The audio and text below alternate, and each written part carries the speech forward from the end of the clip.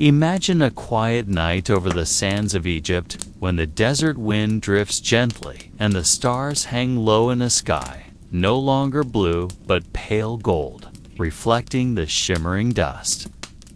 In the distance, that massive shadow stands still like an eternal guardian, half human, half lion, staring east as if waiting for something that will never arrive.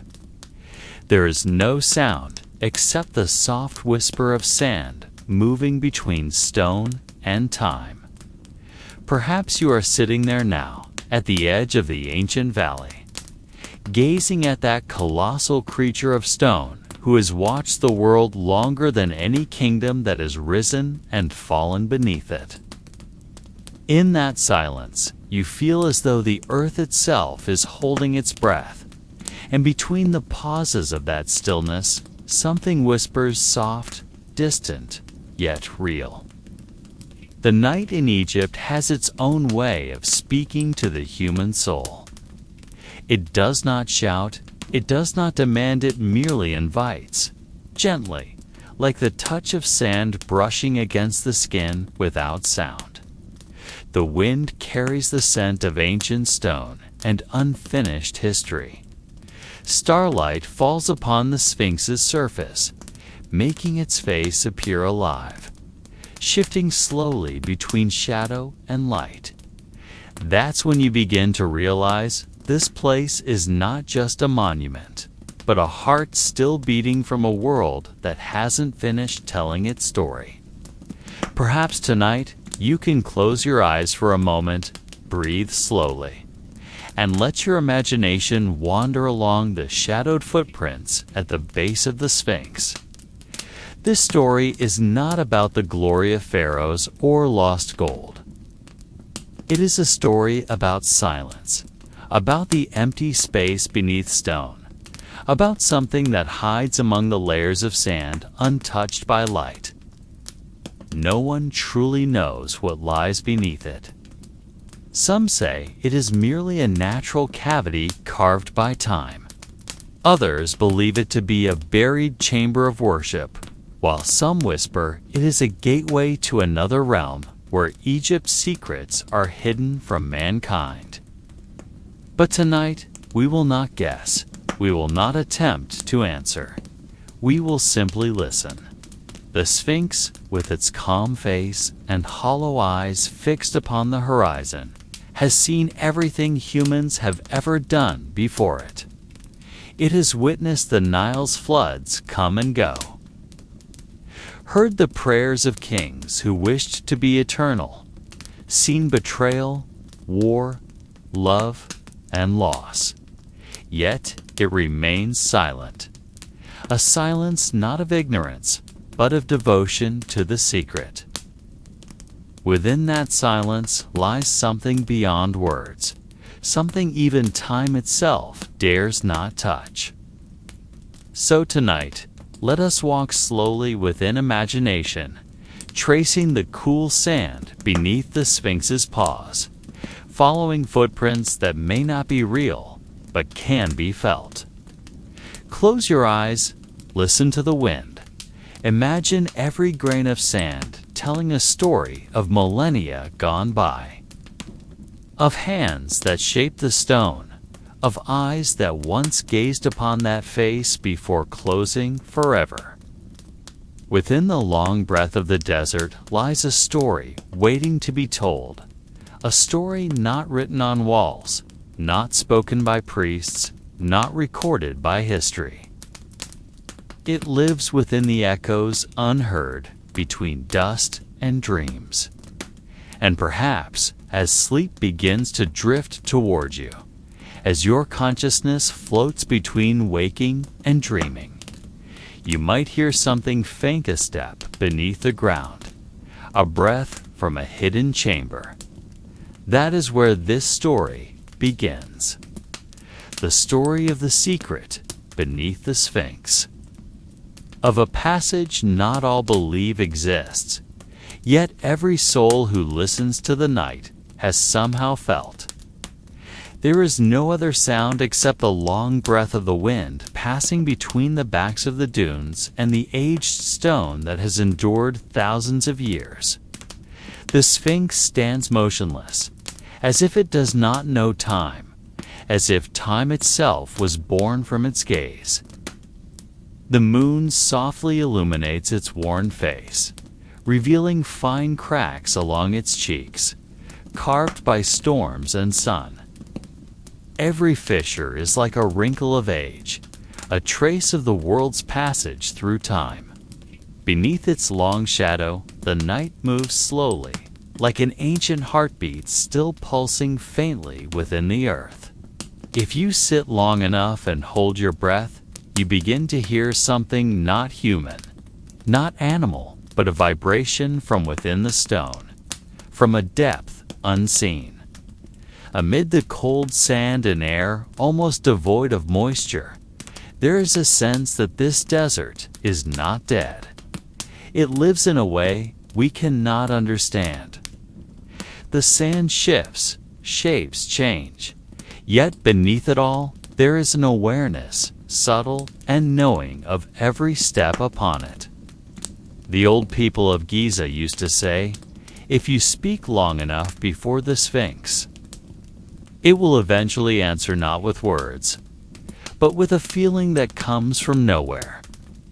Perhaps that is why so many travelers once came here, not to seek treasure, but to find meaning in silence. In the stillness of night, you can imagine how many souls once stood in this very place. Priests in white linen robes, their eyes lowered, lips trembling in prayer. Stoneworkers with bleeding hands, not knowing for whom they labored, only that they were building something greater than their lives. Foreign traders gazing at the stone face with fear and awe, and Roman soldiers centuries later carving their marks at its feet, leaving traces from a world that never understood the secret it guarded. All came and went, but the Sphinx remained silent. It never answered, never refused, never grew angry. Yet every night, when the stars hang low, its face seems to change slightly, as if holding a faint smile or a new crease not seen before. No one knows if it's merely a trick of light or something deeper, like a memory moving inside the stone. Some believe the Sphinx is not just a statue, but a vessel for a consciousness older than humankind. That it listens, remembers, even dreams. You can try closing your eyes and imagine what it has seen over millennia. The Nile flowing closer once, glimmering under the morning sun. The ancient city standing in the distance, alive with incense and life. Long processions carrying offerings, passing the statue with slow steps and humble hearts. The sound of bronze bells, prayers, and chants now lost to time. All of it may still echo within, trapped in a space untouched by man. If you walk closer, you might feel the air change. The atmosphere around the Sphinx differs from the desert beyond. It feels cold, dense, and charged with something subtle. Some who came burdened with unrest claim to feel calm there, as if the Sphinx absorbed their unease and replaced it with something unspoken. Others felt fear for no reason, as though being watched from within. Somehow, both might be true. For whatever dwells behind that gaze of stone knows mankind better than mankind knows itself. And then comes the eternal question: what lies beneath it? Is it only stone and hollow air, or something waiting? Modern researchers have scanned, dug, and measured with advanced tools, yet part of it remains unexplained. A cavity beneath the Sphinx's paws, too symmetrical to be natural. an echo inconsistent with the shape above. Even seismic readings record strange vibrations, like the slow breath of something deep below. But each time someone tries to go further, somehow time, bureaucracy, or fate always stops them, as if the earth itself refuses to let the secret be unveiled. Night deepens. The wind halts for a moment, and you feel the world go still. No motion, no sound, only the stone gaze piercing the dark. In such silence, your thoughts drift. Perhaps the true secret does not lie beneath the ground, but within the silence itself. Perhaps the mystery of the Sphinx is not what it hides, but what it teaches to those who are patient enough to listen. About 4,500 years ago, on the western bank of the Nile, gleaming like a silver serpent under the sun, a kingdom stood in majestic silence. Egypt, known by its priests as Kemet, the black land born of fertile river mud, where life and death walked side by side without borders. In that age, the sky seemed closer, and time moved more slowly. People lived in rhythm with the rising and falling waters, with the sun that rose each day in the east and sank in the west, where souls were believed to cross into another world.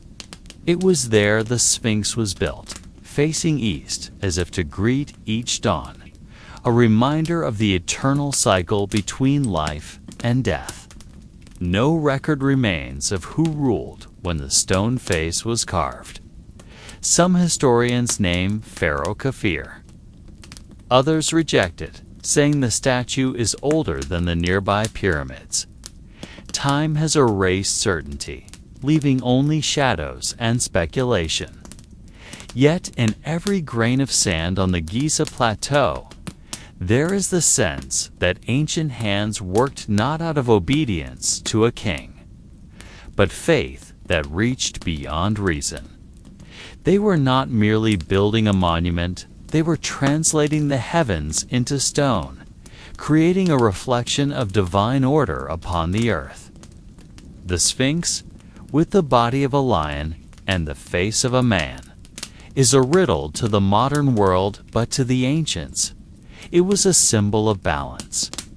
The lion represented earthly strength, the human face, awareness. When joined, they formed a guardian between the mortal and the eternal. The priests believed that beneath the gaze of the Sphinx, the souls of the departed would cross the river of time toward eternity.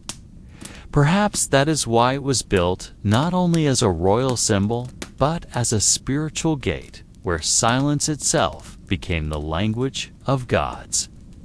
The desert around it was not always as it is today. Once the wind carried the scent of papyrus and lotus from the river valley. Birds filled the air, and water flowed through channels long since buried by dust. But as dynasties changed and the Nile shifted its path, the land grew dry, silent, and swallowed by time. Houses of mud brick crumbled, temples were buried, and only the Sphinx remained, watching the endless transformation of the world it guarded. Sometimes, at dusk, villagers near Giza say they hear faint singing from below the ground like a choir sinking beneath the earth. They believe it to be the voices of ancient tomb keepers who prayed nightly, guarding the passage to the afterlife. Modern researchers dismiss the tale, calling it mere wind, echoing through cracks in the stone. Yet strangely, the sound occurs only during certain months, when the air is so still that one's own breath feels too loud. In such stillness, the line between legend and truth fades. Beneath the plateau where the Sphinx stands lies a network of tunnels and underground chambers not yet fully mapped. Some were discovered by 19th century archaeologists, many later sealed again too deep, too unstable, or too mysterious to explore. The walls hold strange carvings, unlike common hieroglyphs, symbols undeciphered, depicting human forms with bird heads or eyes weeping within circles of light. Others show what seems to be a gate, guarded by winged figures. Scholars debate their meaning, yet some believe they represent Duat, the Egyptian underworld where souls are tested before reaching eternal peace. The Sphinx stands witness to all this. It stands among the pyramids of kings, yet no inscription names it. It feels older than writing itself, a relic from a civilization before civilization, perhaps from when humans first learned to speak to the stars. Modern researchers found subtle differences in the limestone layers between its head and body, suggesting they may have been carved at different times. A small detail, but enough to raise immense questions. Was the Sphinx built all at once, or shaped by different hands across distant ages? No one truly knows. Even now, with technology that can measure stone and peer through earth, the mystery remains whole. Perhaps because some secrets cannot be measured, only felt by those who stand long enough before its face and allow silence to speak. In the days when the Sphinx first stood, the wind over the Giza plateau carried sounds of life unlike today. From afar came the clinking of stones, the bleating of goats led to the valley, and the songs of workers echoing through ancient time. They worked not from compulsion, but from an awareness that what they built would outlast their own lives. In every motion, in every stone lifted, they offered a small part of themselves to something greater than king or kingdom. To them, the Sphinx was not merely a statue. It was eternity carved in stone, reminder that even fragile humans could leave footprints upon the sky. When night came and fires were lit around the camp, priests and workers gathered together. They gazed at the unfinished giant, its face half-formed, flickering in the torchlight. In that dim glow, some swore they saw it breathe, as if the stone held its own pulse. The priests took this as a sign that the guardian spirit had begun to inhabit its body. They raised their hands, prayed to the sun that had set, and whispered the names of gods who watched over the gates between worlds. Nearby, the Nile flowed calmly, silver beneath the moon, carrying reflections of the stars like a celestial river. Women washed their garments, humming old songs passed down from their mothers. Children played along the sandbanks, gathering shells and pebbles. Life was simple, yet behind its simplicity lay a deep reverence for nature and time. Every eclipse was a message, every sandstorm a warning, and every sunrise a new gift from the gods. The Sphinx stood in the midst of all this, silent yet absorbing every prayer and whisper. At dawn, sunlight would touch its face, giving it a faint smile. The priests believed that at such moments, the veil between the mortal and spiritual worlds grew thin. They called it the hour without shadow, the time when pure prayers could be heard without mediation. They burned incense from acacia resin and lotus petals, letting the smoke rise like a bridge between earth and heaven. But behind all holiness lingered unspoken fear. Not everyone felt peace near the Sphinx. Night guards claimed to see shadows move when there was no wind, to hear heavy steps in the sand that stopped right behind them, then vanished. Some said they were the spirits of workers who died building the monument's souls, still circling their creation, protecting what they had given their bones to complete. The priests did not deny this. They only said that every great monument has its own soul, and that soul demands balance. Too much fear makes it dark. Too much pride makes it angry. So every month, on a moonless night, they performed small rituals, offering honey, bread, and myrrh beneath the Sphinx's chin. They let the desert animals take them, believing this kept the guardian spirit calm. Time moved slowly in that valley. Days felt long, yet nights arrived gently like a curtain closing on an eternal play. In the distance, pyramids rose like man-made mountains, and the echo of hammers carried into dawn. Everyone knew they were part of something that would outlive them by millennia, even if they would never see its completion. Their names would fade, but their hands would remain immortal in stone. They had no word for history as we know it. To them, time was a circle, not a line.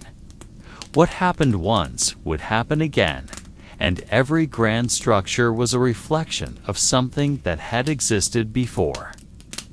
The Sphinx was not seen as new, but as the rebirth of something ancient. Priests often said the statue was not built by human will, but carved from the earth's memory. Its stones held echoes of an age before the Great Flood, when God still walked among men.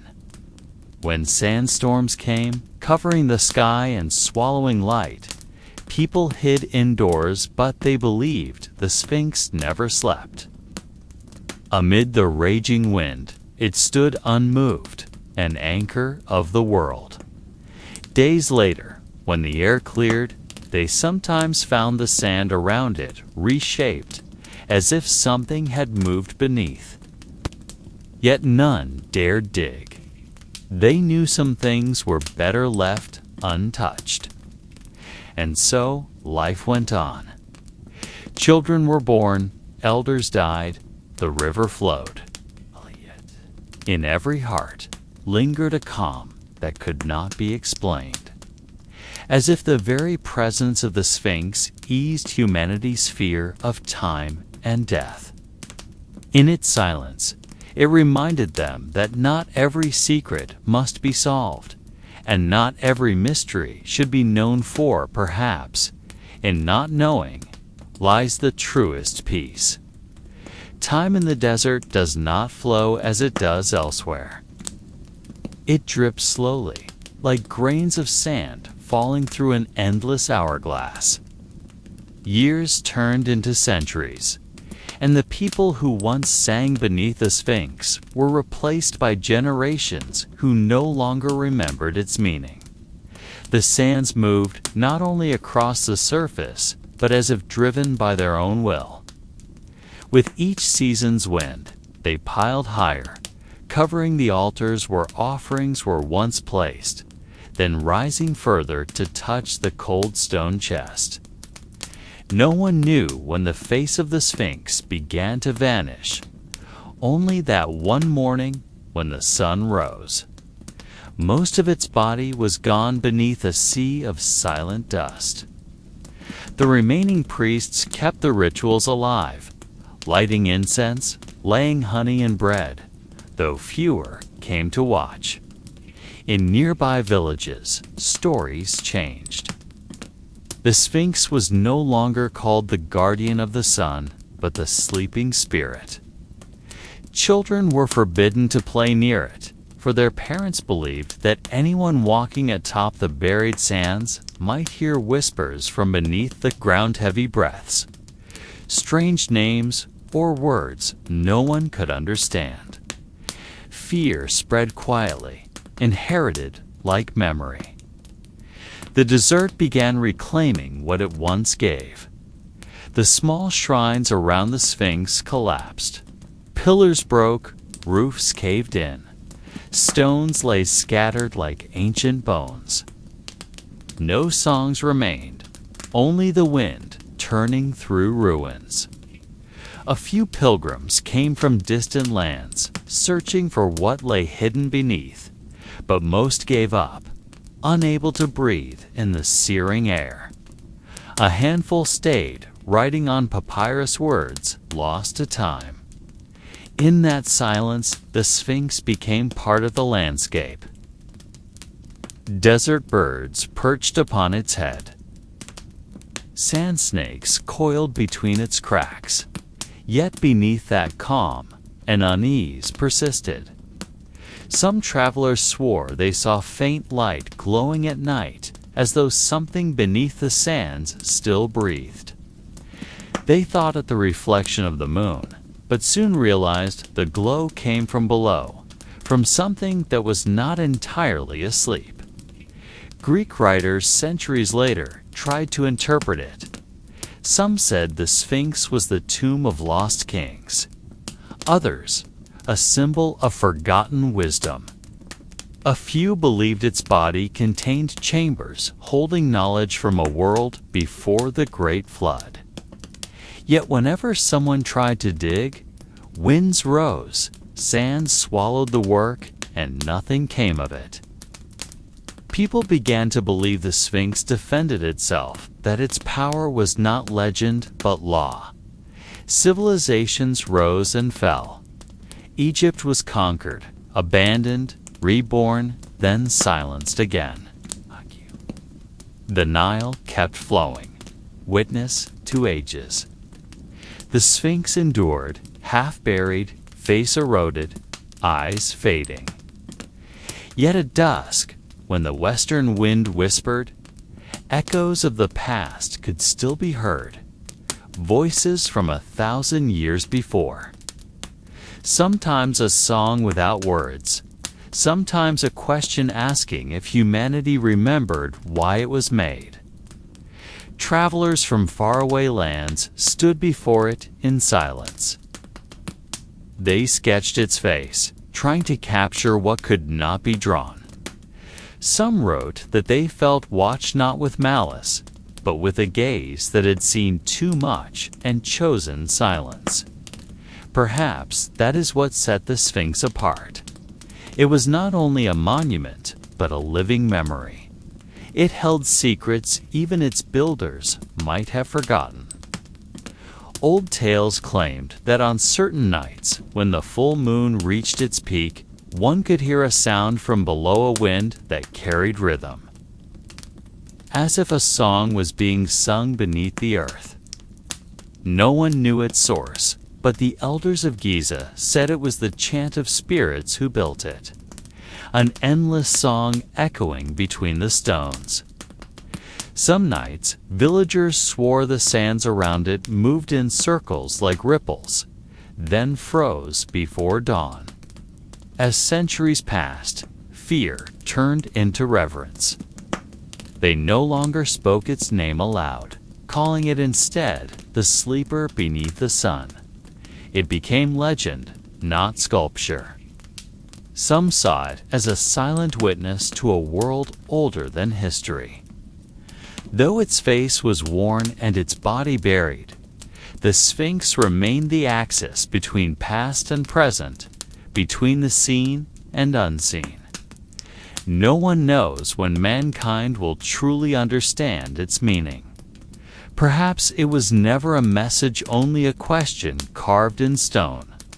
Perhaps that is why it remains silent, letting millennia pass unanswered. For in its silence lies a truth even the priests never understood. Eternity does not mean endless form, but the impossibility of being forgotten. Imagine a night in Giza thousands of years ago, when the sands still hid untold secrets, and the stars hung above like the silent eyes of gods. The Sphinx stood there, not merely as stone, but as a guardian, born from the human will and fear of time itself. Beneath its feet, the desert wind carried whispers of chambers untouched by sunlight, corridors that even the highest priests dared not explore. They believed that within them lay the keepers of souls, not in human form, but as echoes of prayers carved upon stone walls. Each night, the surface of the Sphinx seemed to tremble faintly, as if it still breathed. And the ancient Egyptians, in their long rhythmic prayers, spoke to the creature not as a statue, but as a primal consciousness that understood what humanity itself could not. There were tales that on certain nights, when the sky was moonless and the air still, the sand beneath the Sphinx would stir, like a breath held too long. Some said it was the spirit of kings dwelling below, waiting for someone brave enough to knock upon the sealed gate. Others believed it was merely the echo of an ancient earth, refusing to be forgotten by time. Yet, whatever the truth, every grain of shifting sand seemed to hold the memory of something older than history, deeper than myth, and quieter than death. No record ever described what truly lay beneath. Only symbols, only whispers passed from one tongue to another, from one night into the next. As time passed, the Sphinx became like an unending breath, a presence so immense that its shadows seemed to stretch across all the surrounding sands. Yet among priests and ancient scribes, there always circulated a faint story about something left beneath the monument. Something not merely a tomb or a chamber, but a kind of doorway into a deeper silence. In hieroglyphic records worn thin by the wind, there exists a phrase that, when loosely translated, means the place where the earth speaks without a voice.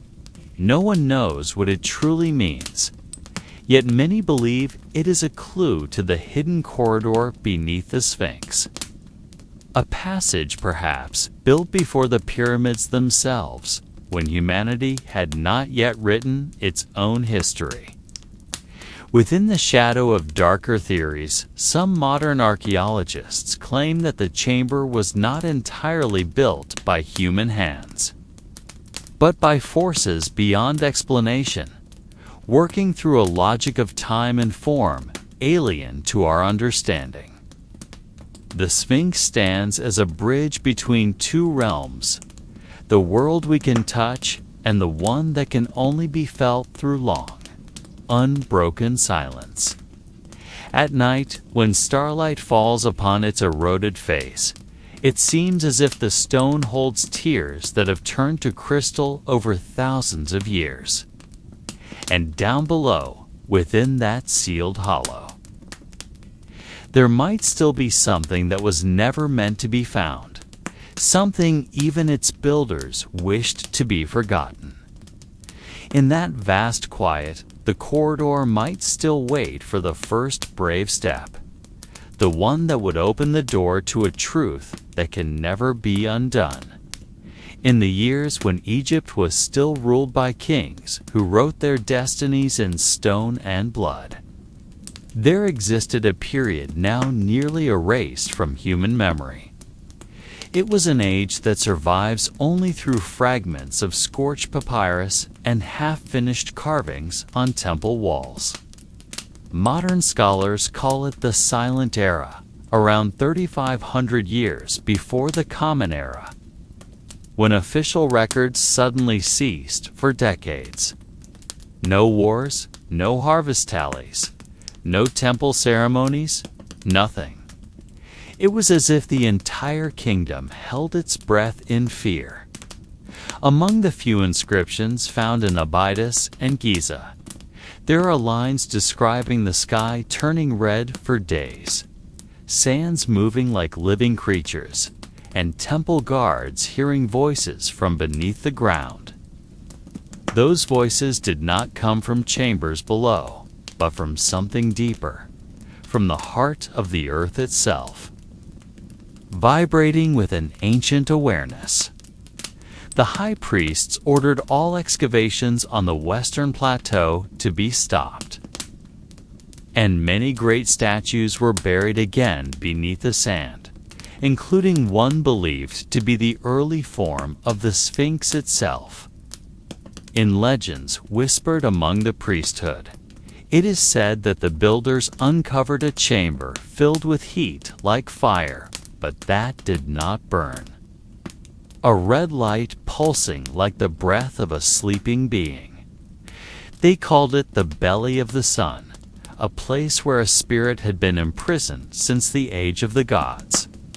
And to seal it, they built a monument so immense that future generations would mistake it for a symbol of power. Not a seal placed over something that should never be disturbed. Thus the Sphinx was born not as a guardian, but as a lid, like the top of a coffin built to calm something that must never awaken again. As time passed, the sands swallowed that story again, as if the desert itself refused to tell it. Later scribes recorded the names of kings and battles, but not one mentioned the silent era. It was as if everyone had agreed to forget. Yet beneath the calm surface, some traces remained. Around the base of the Sphinx, modern archaeologists discovered layers of stone different from its construction period. There were cut marks leading downward toward a direction never officially explained. One elderly worker who took part in the excavations during the 1930s once told his grandson that while digging on the eastern side of the monument, they heard a soft humming sound like a giant flute being played by the wind. They stopped their work, and that night the entire camp felt warmer than usual. A guard's camel was found dead, its mouth wide open as if choking on air. The incident was never officially reported. The archaeologists sealed the area again, describing it as a natural cavity. But upon closer inspection, the cut lines found there were far too perfect to be natural. Too straight, too clean, as though carved by a tool that even modern technology would struggle to reproduce. To this day, no one truly knows how deep that cavity goes or what lies at its end.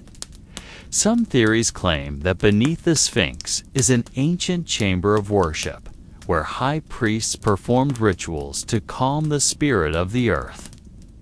Other bolder theories suggest that the chamber was not made by human hands at all, but is a remnant of something older than civilization itself. Night in Giza always carries whispers that defy explanation. When the moon hangs above the Sphinx, the stone face casts a shadow across the sand, like a creature awakening from an ancient slumber. In that silence, the site's guards often claim to hear faint footsteps among the statues.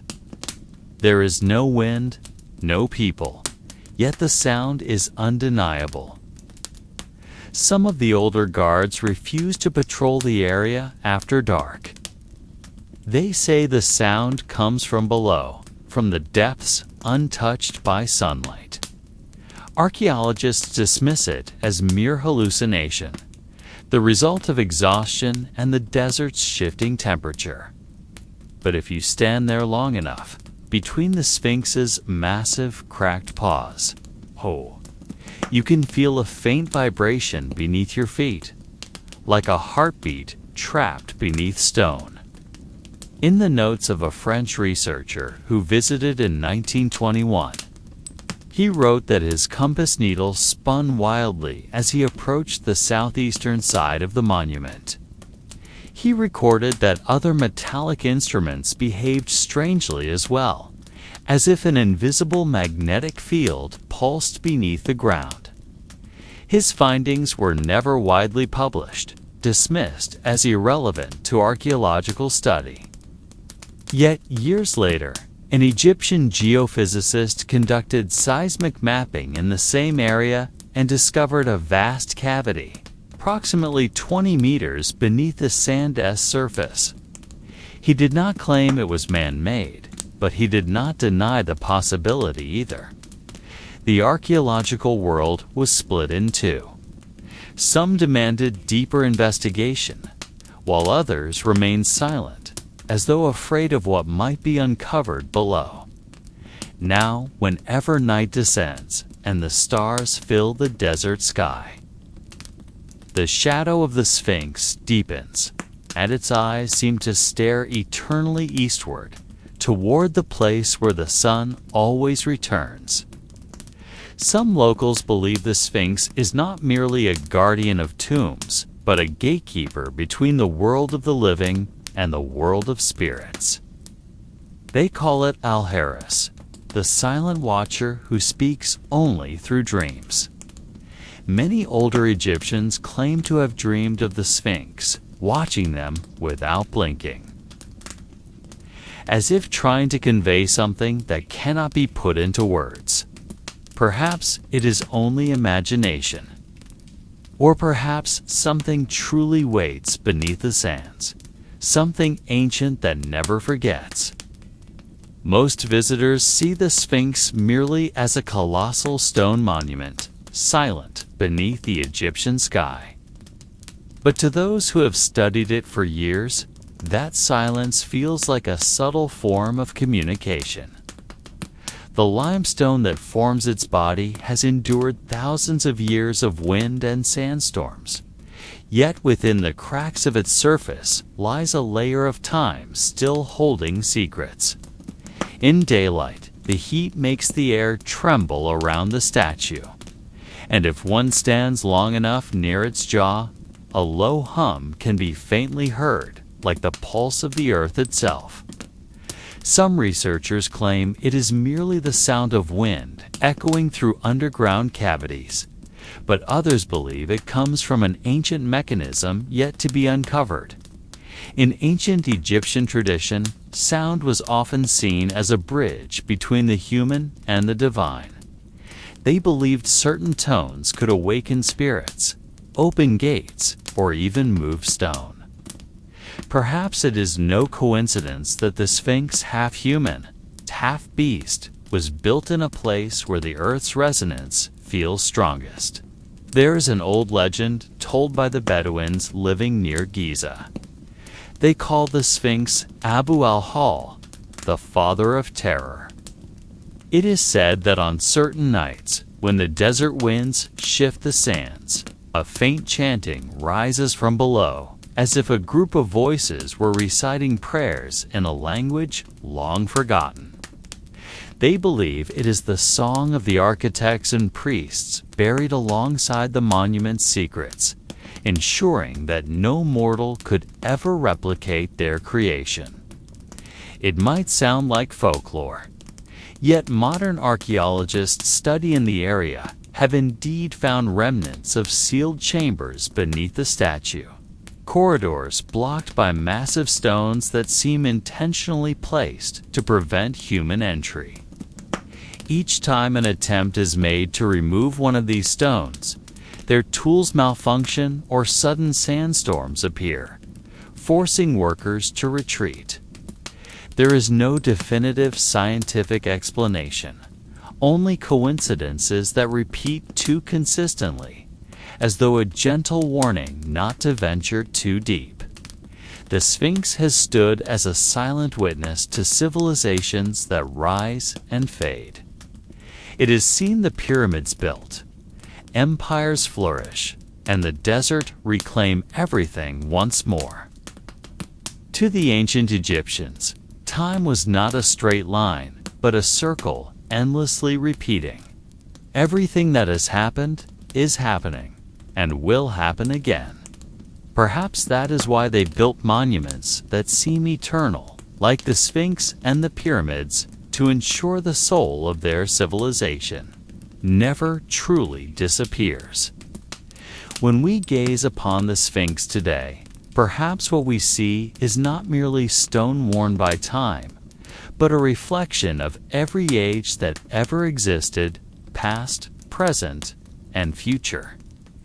And beneath the sand still covering its feet, perhaps something continues to breathe softly, waiting to be found, or perhaps wishing to remain hidden forever.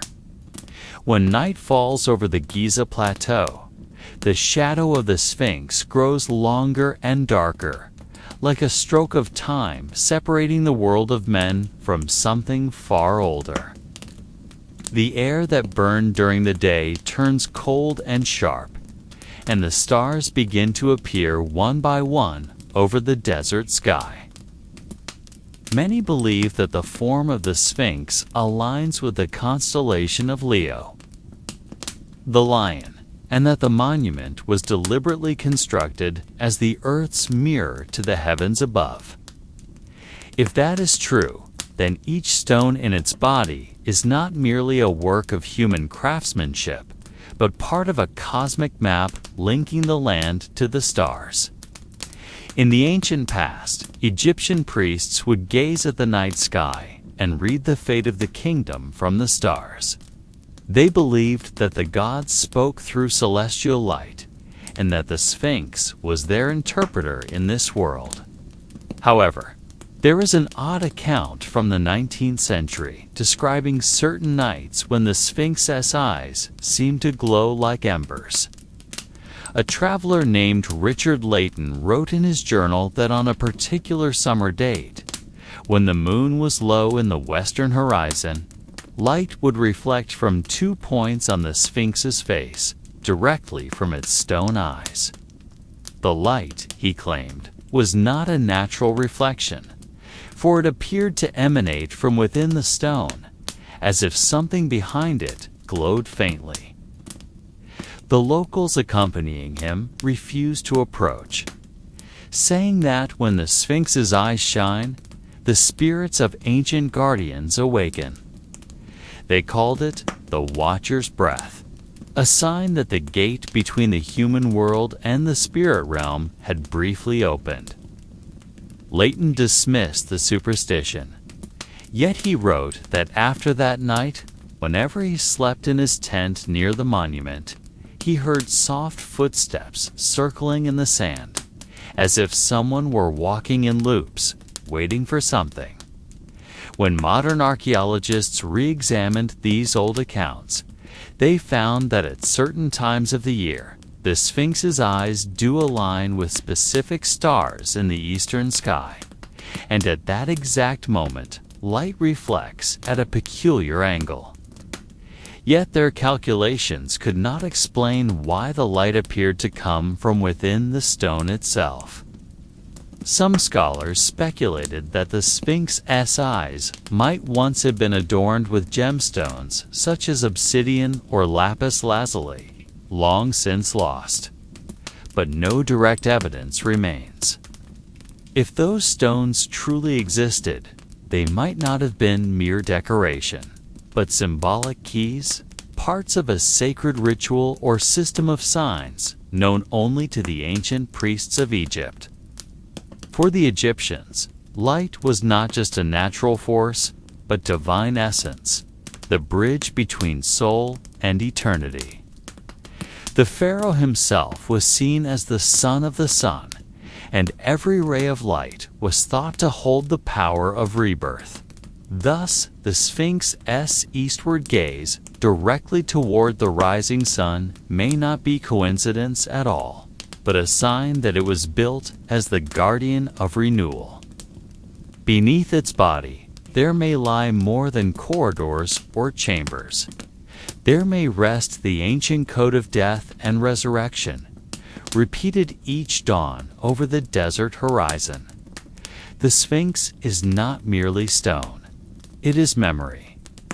It remembers something that even the hands that shaped it might never have fully understood, something still waiting to be recognized among the whispers of sand and the echoes of time. On the morning after such nights, when the sun begins to rise and the sky shifts from deep blue to gold. The desert looks like a frozen sea of light.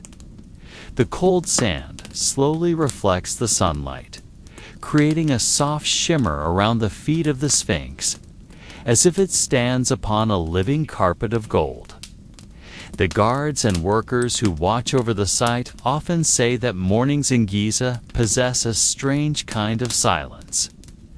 Not because there is no sound, but because all sounds seem swallowed by time. The cries of birds, the whisper of the wind, even the sound of one's own footsteps feel distant, as though coming from the past. In that atmosphere, the Sphinx's shadow appears both real and otherworldly. Its face, half eroded by thousands of years of sandstorms, stares eastward with an expression beyond description, something between wisdom and endless sorrow. Some archaeologists who have studied the surrounding stone structure noticed that the Sphinx's foundation is not perfectly aligned with the nearby pyramids. There is a subtle tilt, almost invisible to the eye, that makes its body slightly off-axis. This observation has led to theories suggesting that the Sphinx may have been built long before the pyramids, or at least in a different era, by a civilization whose knowledge we no longer fully understand. One of the most intriguing theories came from geologist Robert Schoch, who observed that the erosion patterns on the Sphinx's body appeared to be caused by water rather than wind.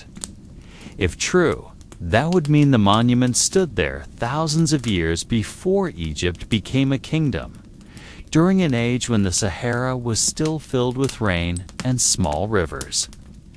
That idea shook many historians, for it implied that the Sphinx might date back to a time when humans had no kingdoms, perhaps even before the written word. If that were true, who made it, and for what purpose? Was the Sphinx the legacy of a lost civilization, or merely the outcome of mankind's dream to carve meaning into stone? No one truly knows, yet that very uncertainty deepens its mystery. Some researchers even suggest that the current head of the Sphinx may not be its original form. It may have been recarved during the reign of Pharaoh Khafre, replacing a much larger lion's head. As the current proportions seem oddly small compared to its massive body, if that hypothesis is correct, then beneath the present surface may still lie traces of an older visage, the ghost of a forgotten face, buried under time. For mystics, such scientific theories are merely the outer shell of a far deeper secret. They believe the Sphinx is not a physical monument alone, but an ancient energy gate connecting the powers of earth and sky. To them, every line of erosion, every crack in the stone, carries symbolic meaning, each one a reflection of the spiritual journey of humankind.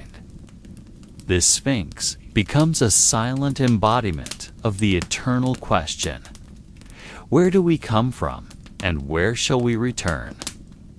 It stands as a reminder that even stone can hold memories longer than the span of human life.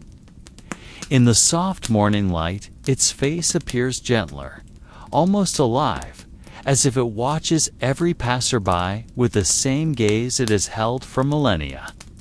Perhaps that is why many who stand before the Sphinx feel as though they are being watched, not with threat, but with quiet curiosity.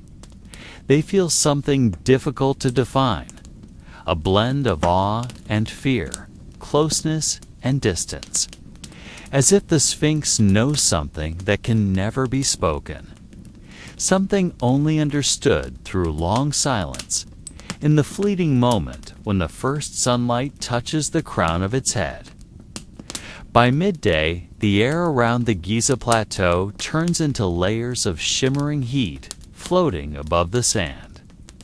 From afar, the Sphinx looks like a colossal mirage, as if its body is levitating, though it merely stands still, gazing at an unchanging horizon. Modern researchers arriving with advanced equipment often feel small before this stone creature. They bring radars, thermal cameras, and ground scanners, hoping to pierce the mystery buried under layers of rock and time. Yet each time the data is collected, the results only deepen the confusion.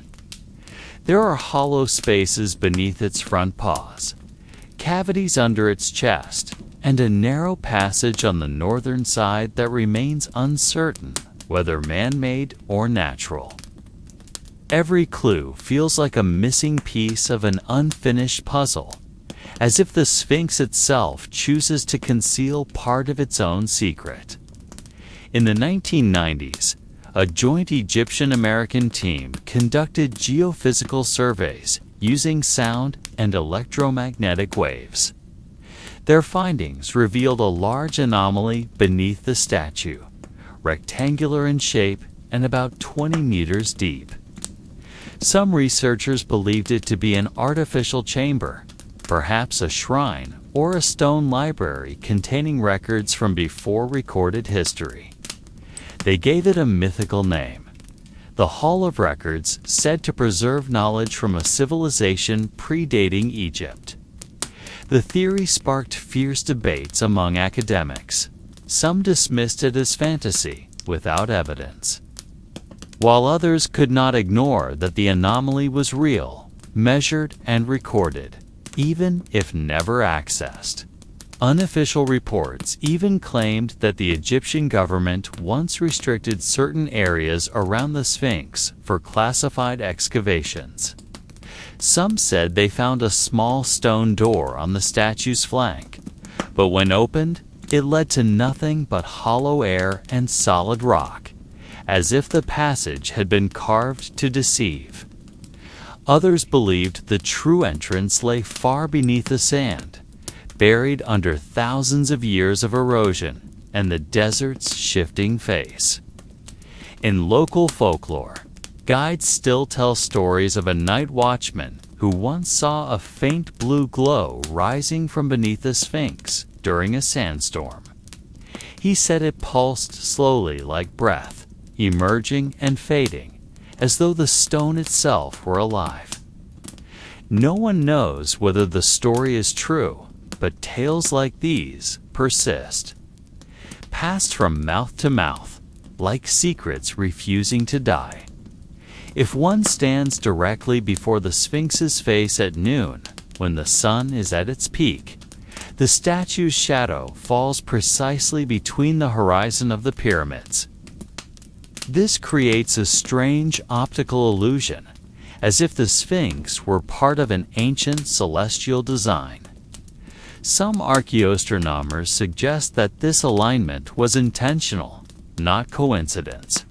They believe the Sphinx served as a guardian of time, a symbol marking cycles of certain stars, perhaps the constellation Leo, whose form mirrors its body.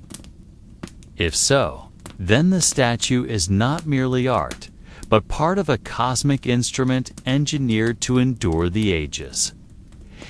Yet beyond theories and calculations lies something subtler, something unexplainable. Many say that when one sits quietly near the Sphinx, especially at dusk, certain sensation arises in the chest, a faint vibration, as if the air itself awakens. Some call it energy, others illusion born from fatigue and heat. But for those who have felt it, the experience is too vivid to dismiss. They describe it as listening to something not with ears, but with the heart, an echo from beneath the earth, perhaps from a time before time itself. When night descends upon the Giza plateau, the change that occurs is not only visible, but deeply felt. The air grows heavier, carrying the memories of thousands of years in every grain of dust. Around the Sphinx, the sound of the wind turns into a long whisper, winding through the ancient stones. No birds, no insects, only a faint rustling, as if the desert itself were speaking in a language understood only by stone and time. In such silence, many believe the Sphinx is not truly still. There is something in its form that makes it seem as though it listens, waits, or guards something that must remain unknown to humankind. A few nights each year, when certain stars align in the Egyptian sky, the Sphinx's shadow falls precisely along a line leading to the Great Pyramid. This phenomenon is not by chance. The statue's position and orientation were set with extraordinary precision. Ancient Egyptian astronomers were meticulous sky watchers. They believed the stars were the resting places of souls, and that the pharaoh himself would become one of them after death. Thus, the Sphinx was not merely a silent monument, but a spiritual gate, a bridge between the world of men and the realm of the gods. Its half-human, half-leon forms symbolized balance between strength and wisdom, two qualities a ruler must possess to maintain harmony in the world. Yet beneath this symbolism lies a darker mystery. In an ancient papyrus found near Saqqara, there is a story of a priest tasked with guarding a secret chamber beneath the Sphinx. He wrote that it was not a tomb, nor a temple, but a place without time, where the voices of the gods echoed underground. The story warned that anyone who entered without permission would lose their sanity, for what lay within could not be comprehended by the human mind. Most scholars dismiss the tale as myth, but some archaeologists exploring the area reported strange disturbances, equipment malfunctioning, electronic signals disrupted, and at times faint echoes of footsteps where none should exist. Another legend speaks of the Shadow King, a ruler whose name was erased from all inscriptions for bringing a curse upon the land. After his death, it is said his body was never buried in the Valley of Kings, but hidden within a secret chamber guarded by a colossal stone creature.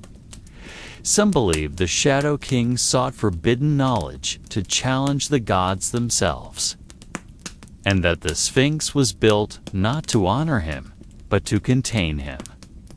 If the legend is true, then the statue is not merely a symbol of protection, but also a prison, a seal preventing something that must never awaken.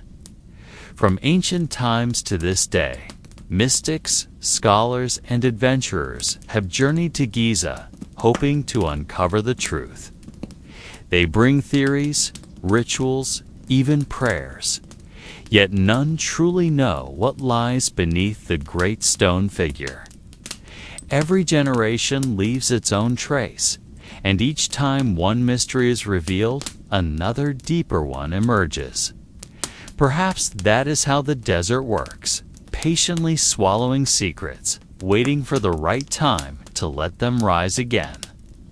The Sphinx remains, its eyes fixed calmly ahead, as if aware of something mankind will never fully comprehend. But the tale of the hidden chamber beneath the Sphinx is not the only mystery surrounding the stone guardian. For centuries, travelers have recorded strange experiences while spending the night near it. A 19th-century French archaeologist named Etienne Lauret wrote in his journal about camping only a few meters from the Sphinx's feet. On the third night, he claimed to have been awakened by the sound of heavy footsteps on the sand. When he opened his tent, he saw a massive shadow moving slowly under the moonlight, human-shaped, but with the head of a lion. The shadow passed silently, then stopped before the Sphinx, gazing toward the pyramids before vanishing into thin air. Lorette fled to Cairo the next morning and swore never to return. Some dismissed it as a mirage or heat-induced hallucination, but Lorette was not the only one with such a story. A site guard in the 1930s also reported similar occurrences.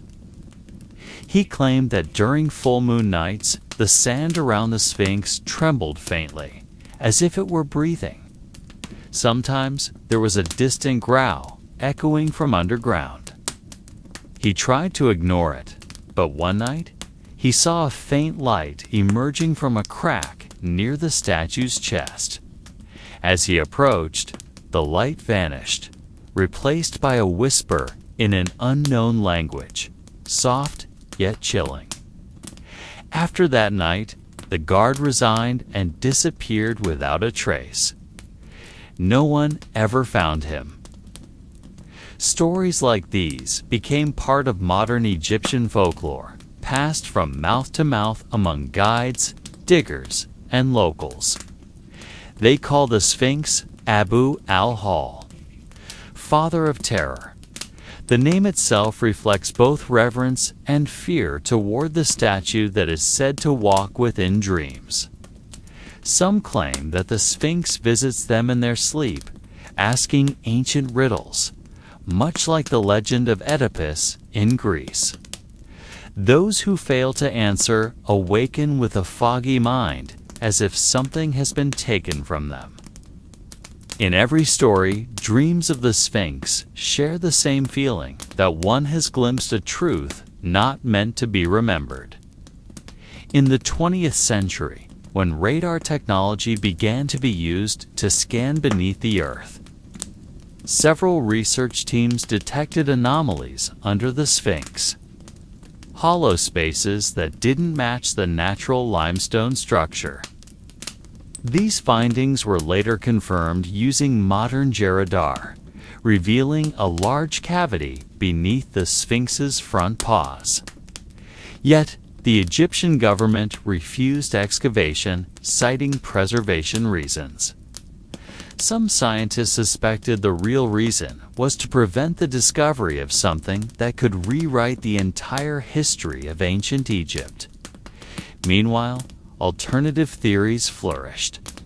Some believe the chamber holds the Library of Atlantis, a vault of lost wisdom from a drowned civilization, hidden by ancient guardians to keep it from unworthy hands. Others claim it contains an artifact known as the Heart of Ra, a crystal or device that served as Egypt's spiritual power source. If touched without the proper ritual, it would cause the earth to remember its past and reclaim everything upon it. These theories may sound like myths, yet somehow, all of them point back to one place, beneath the Sphinx. And through it all, the Sphinx remains indifferent, still and silent, weathered by sand and time, half buried yet unbroken. Too many researchers, that stillness is what makes it so terrifying. For something that has watched thousands of years pass without moving or speaking must hold more than stone and history within. In the ancient Egyptian spiritual sense, silence is the highest form of knowledge, for only one who understands everything no longer needs to speak. In the last decades of the 20th century, scientific technology began touching realms that had, for centuries, belonged only to legend and spiritual speculation. Under limited permission from the Egyptian government, several international expeditions conducted non-invasive studies around the Sphinx. They used sonic waves and electromagnetic mapping to understand how the stone structure resonated with its surroundings. The results astonished many. Data showed that the Sphinx stood not on ordinary limestone, but on an area with a highly unique acoustic pattern. When wind blew at a specific speed, the air around the monument produced a subtle vibration, almost like a deep, musical tone, perceptible only to the keenest ears. Researchers called this phenomenon the desert resonance, and some believed it explained the ancient stories of nocturnal whispers around the Sphinx. This finding raised new questions. Did the ancient builders of Egypt understand these acoustic principles? Some theorists propose that the Sphinx and the pyramids were constructed in harmony with natural sound frequencies, as a way to bridge the human world with that of the gods. The great stones were arranged so that each gust of wind played a tone, as if the entire Giza plateau was a colossal instrument performing an eternal song for heaven and earth. Many academics dismiss this as mysticism, yet scientific recordings confirmed that some stones did vibrate when exposed to low-frequency airwaves.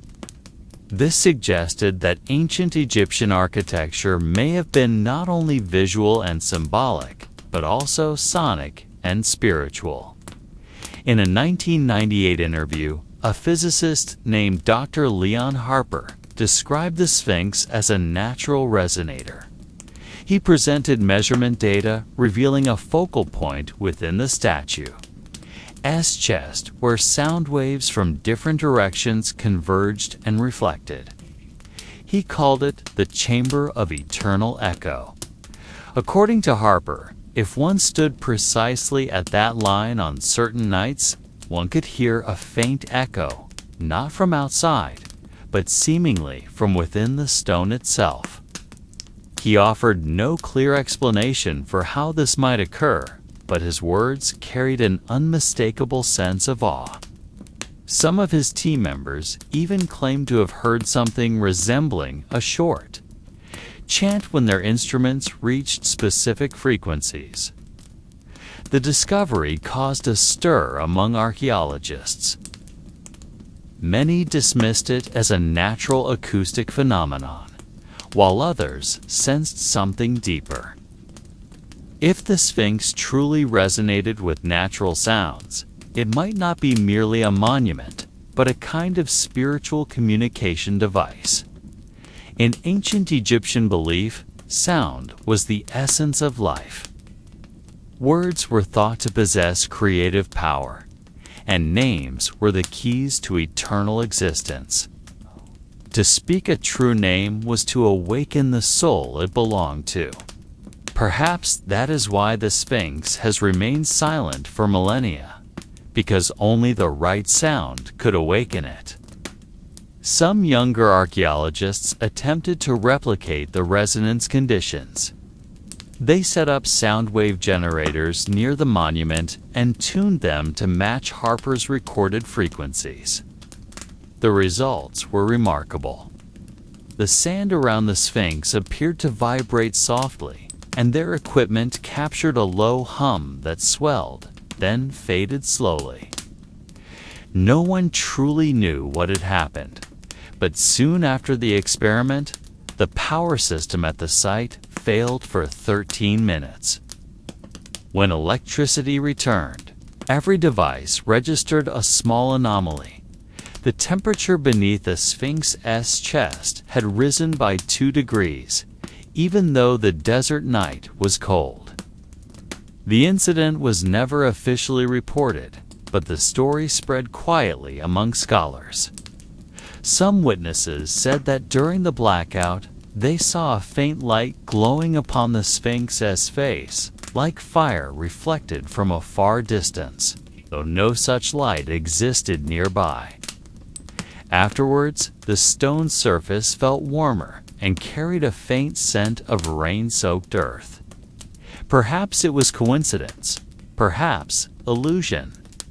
But for those who were there that night, it felt as though the Sphinx had breathed softly, opened its eyes for a moment, and then returned to its timeless sleep. In early 2001, amid political unrest and global attention on the Middle East, A small team of Egyptian archaeologists worked quietly on the Giza plateau. There was no press conference, no official announcement to the media. They arrived at night in dust-covered vehicles with dimmed headlights, ensuring their presence would remain unnoticed. Their mission was singular: to investigate the anomaly detected beneath the Sphinx's chest from previous acoustic measurements. According to unpublished internal reports, underground mapping had revealed a hollow chamber, almost spherical in shape, directly beneath the statue's center. The cavity measured about 12 meters in diameter and lay only 15 meters below the surface. What made it unusual was its symmetry. The walls appeared to smooth, as if carved by human hands rather than formed through erosion or natural limestone collapse.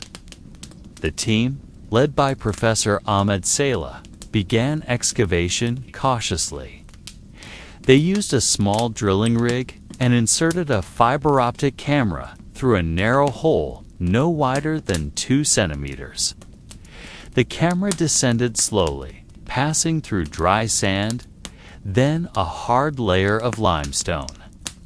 The images transmitted to the monitor revealed a dark chamber with smooth, reflective surfaces.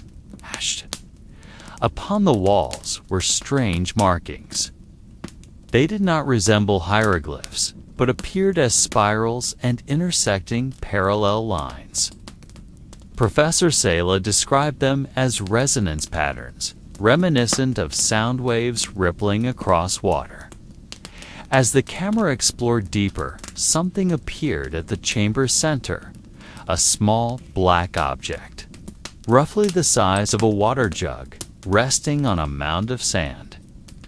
The camera's light reflected off its surface, creating an odd metallic gleam far too perfect for something supposedly thousands of years old. The team fell silent.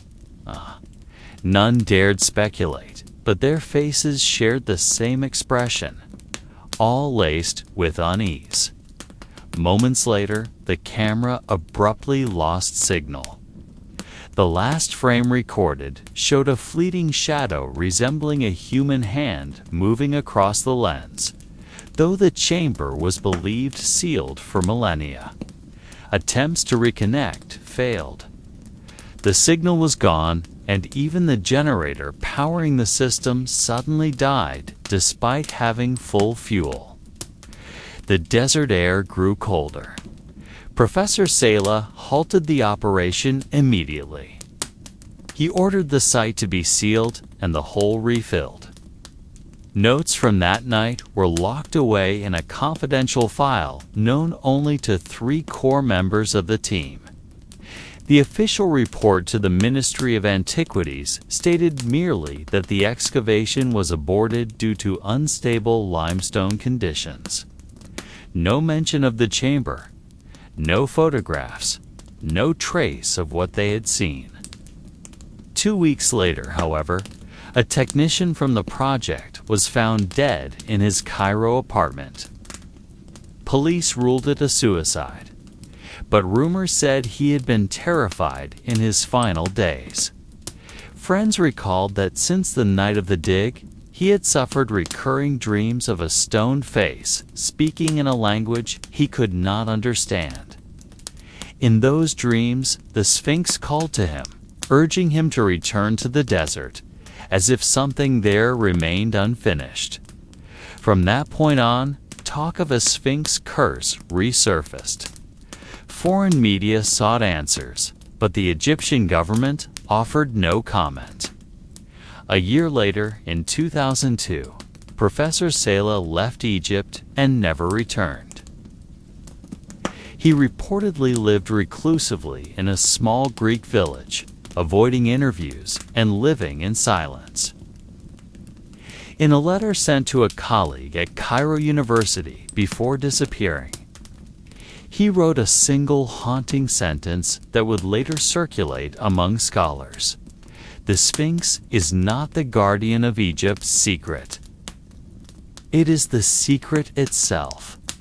Those words left many wondering what he had truly found that night. Was the chamber beneath the Sphinx merely a natural cavity, or something far older than recorded history itself? No one knows. To this day, that space has never been excavated again, and its exact coordinates remain undisclosed. Yet each night, the desert wind that passes around the massive stone figure carries a faint, sighing tone, as if the earth itself remembers something it refuses to reveal. After the story began to spread quietly among academic circles, whispers of a hidden chamber beneath the Sphinx slowly leaked beyond official institutions.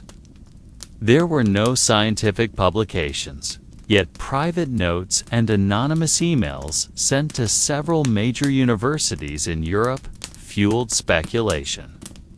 One such message, received by the London Institute of Archaeology in 2003, contained a blurry thermal scan image showing a round shadow beneath the Sphinx's chest.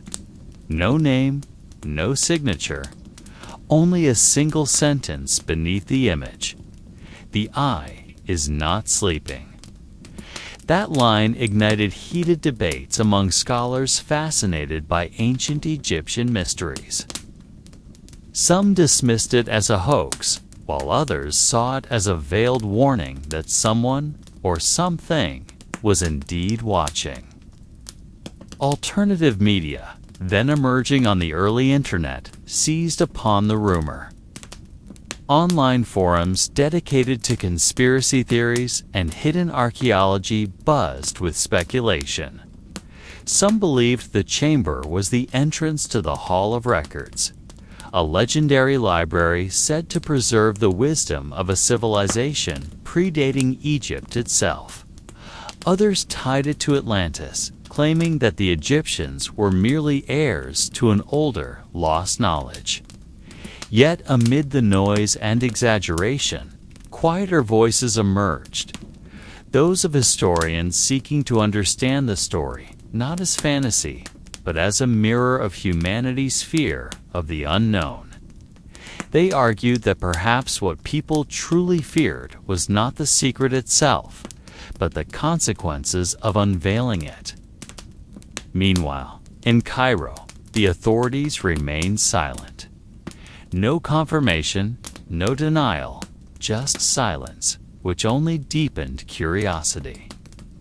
A few years later, however, a former administrative worker from the Giza archaeological project anonymously told a French magazine that after 2001, every excavation permit near the Sphinx was monitored directly by military units, not civilian agencies. Every research report was double-checked, and anyone attempting to study the area without full authorization was quickly stopped. He even claimed that a shadow team was dispatched at night to patrol the site using advanced surveillance technology never before employed in archaeological work. The account strengthened suspicions that something was indeed being concealed. Among the circulating rumors, the strangest involved a humming sound occasionally heard around the Sphinx at night. Tourists claimed to hear a low vibration rising from beneath the ground, rhythmic and steady. Some described it as a long, wordless chant. Others said it resembled the hum of a buried machine.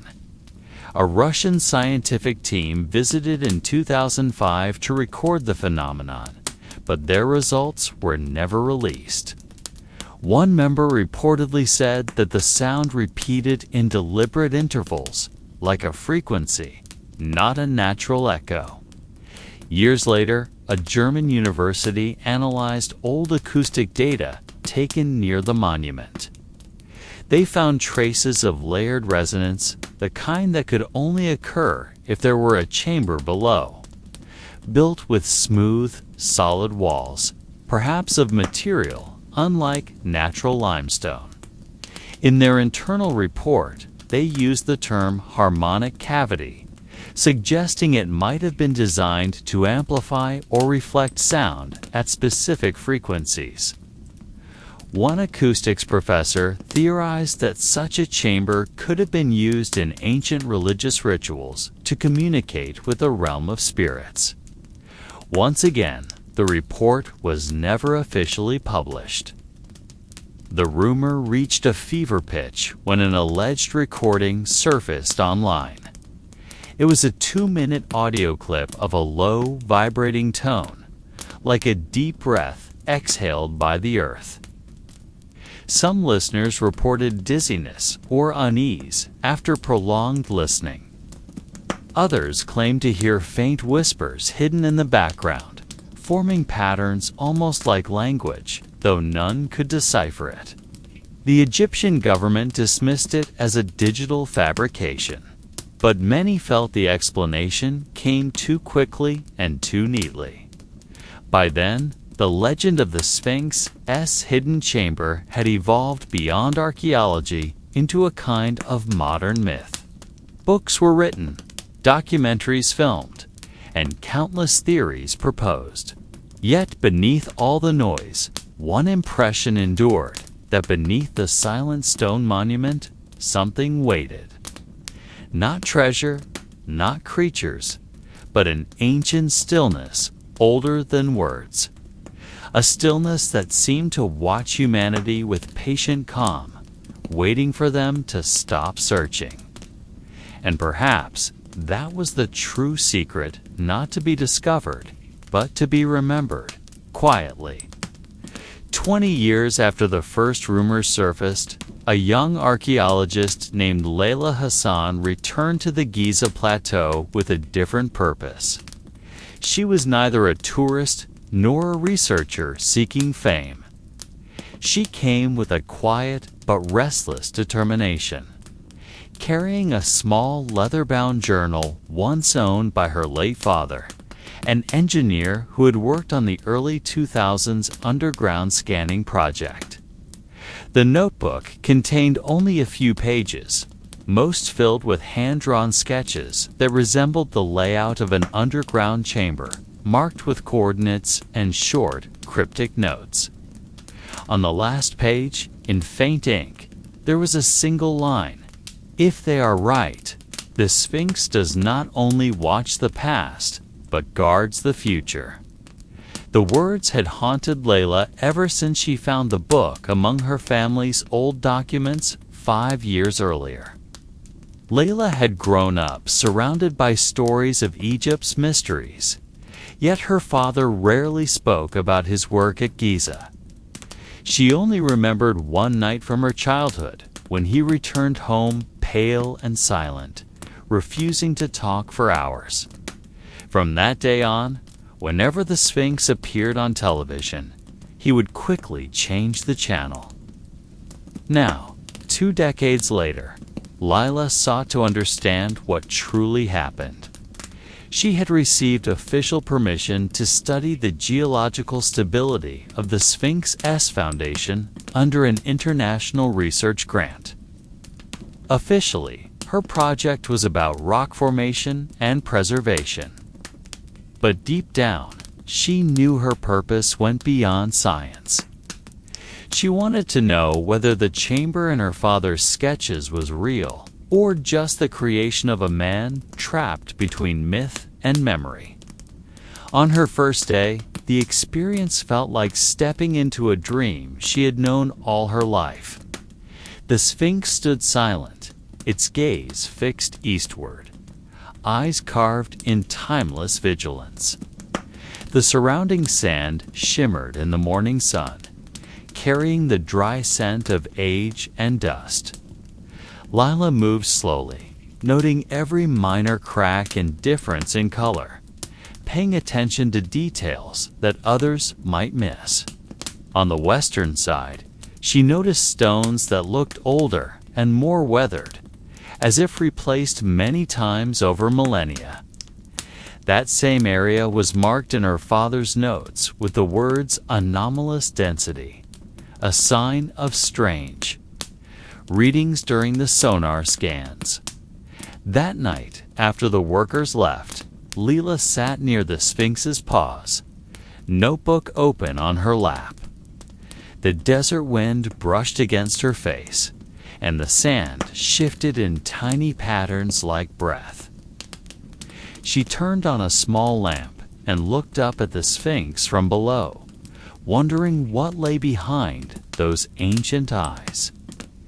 In the stillness of the desert night, she felt as though the Sphinx was gazing back, a patient being that had seen too much and said nothing.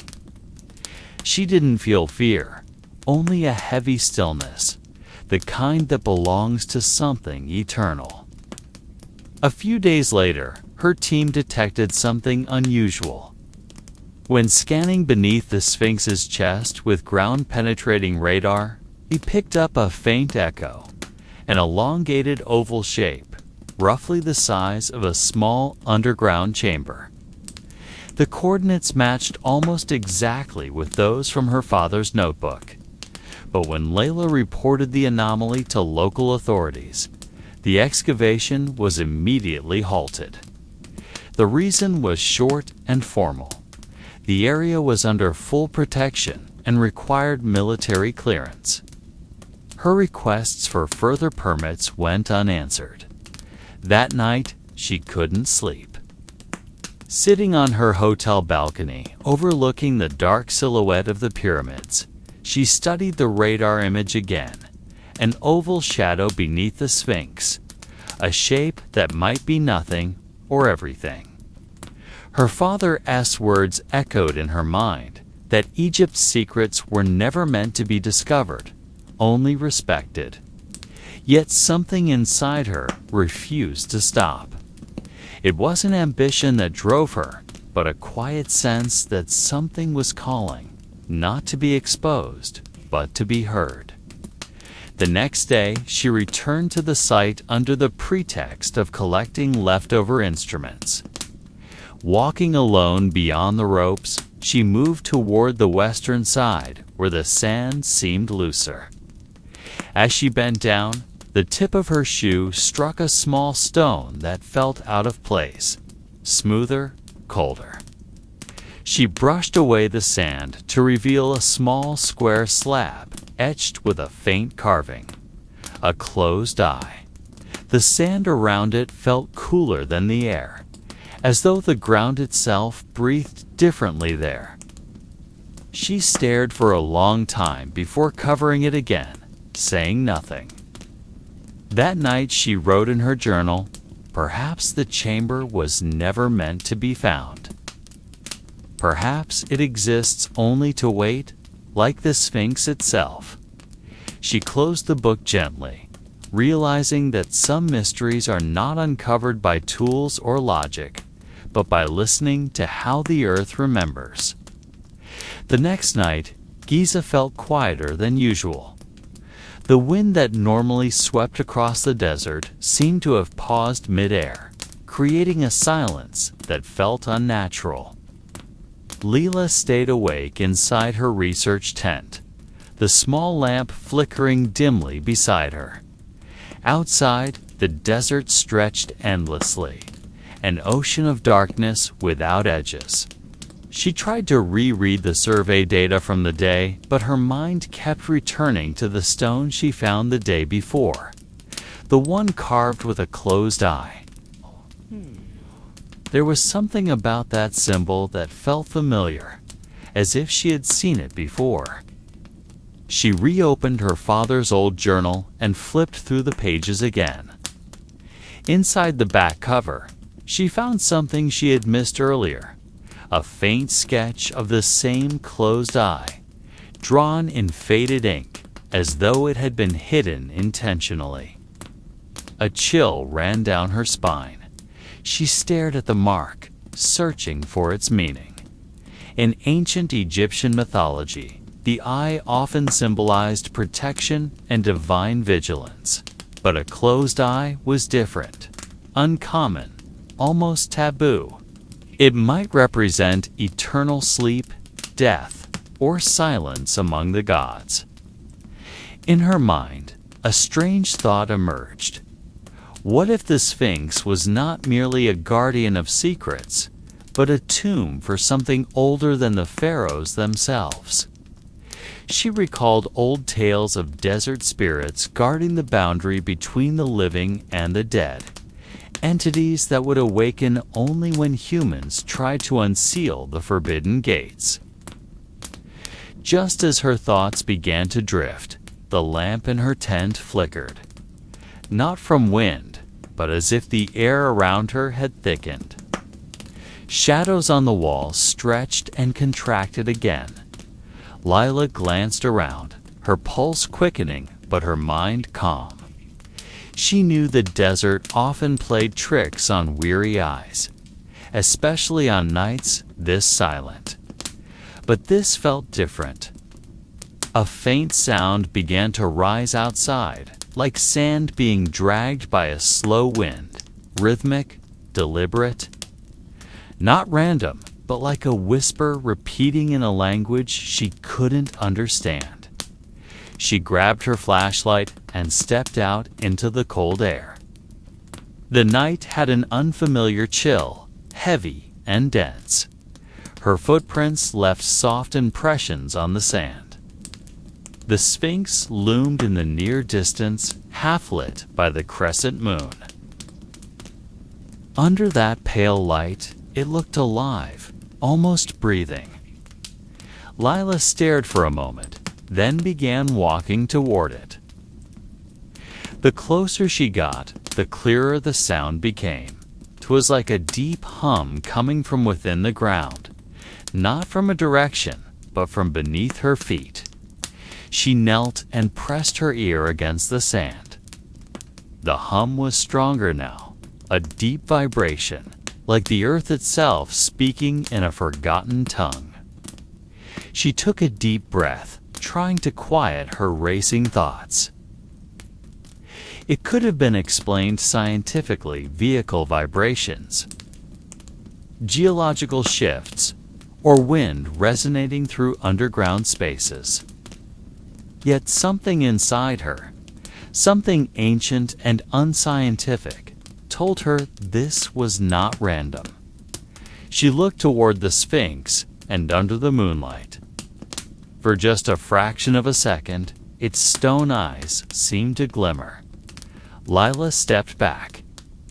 It must have been an illusion, she told herself, but the air was colder now, biting her skin.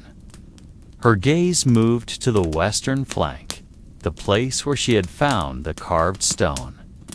She walked there almost unconsciously, knelt down, and began brushing the sand away with her bare hands. The sand felt heavier, almost resistant. After several minutes, her fingers found the same cool surface. She pressed the center of the carved eye, and then something happened.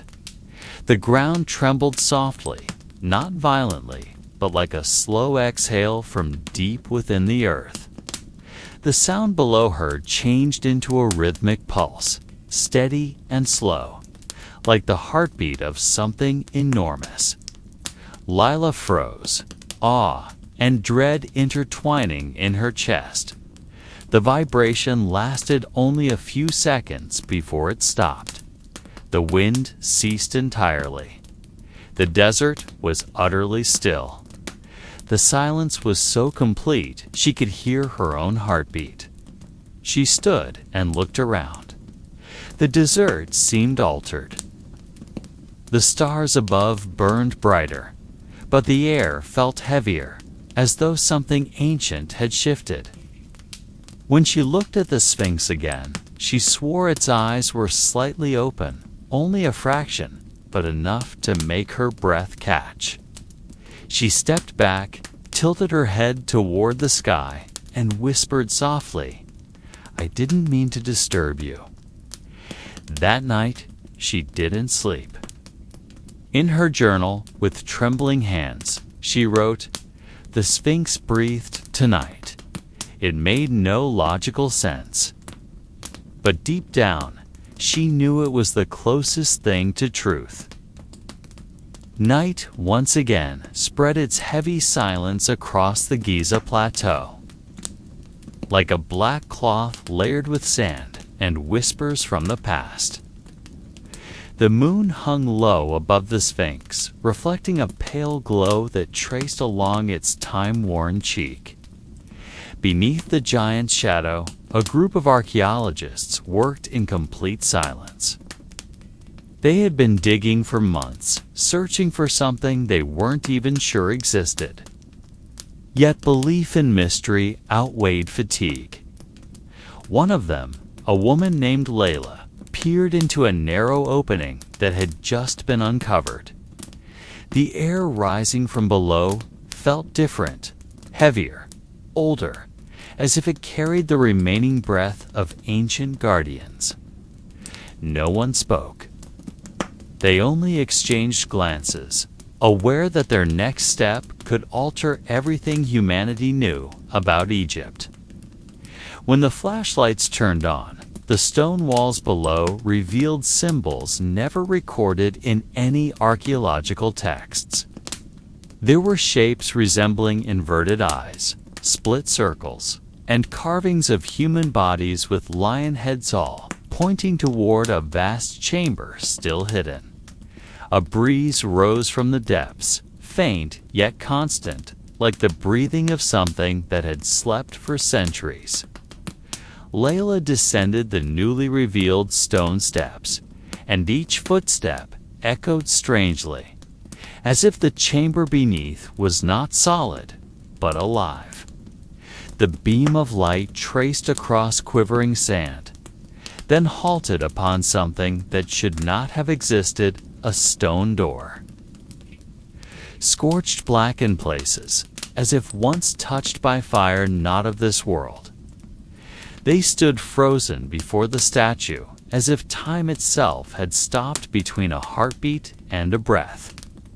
The stone face looked serene, yet from the cracks of its tightly shut eyes came a steady heat, like the breath of something still alive. Layla crouched, examining the base of the statue half buried beneath black sand.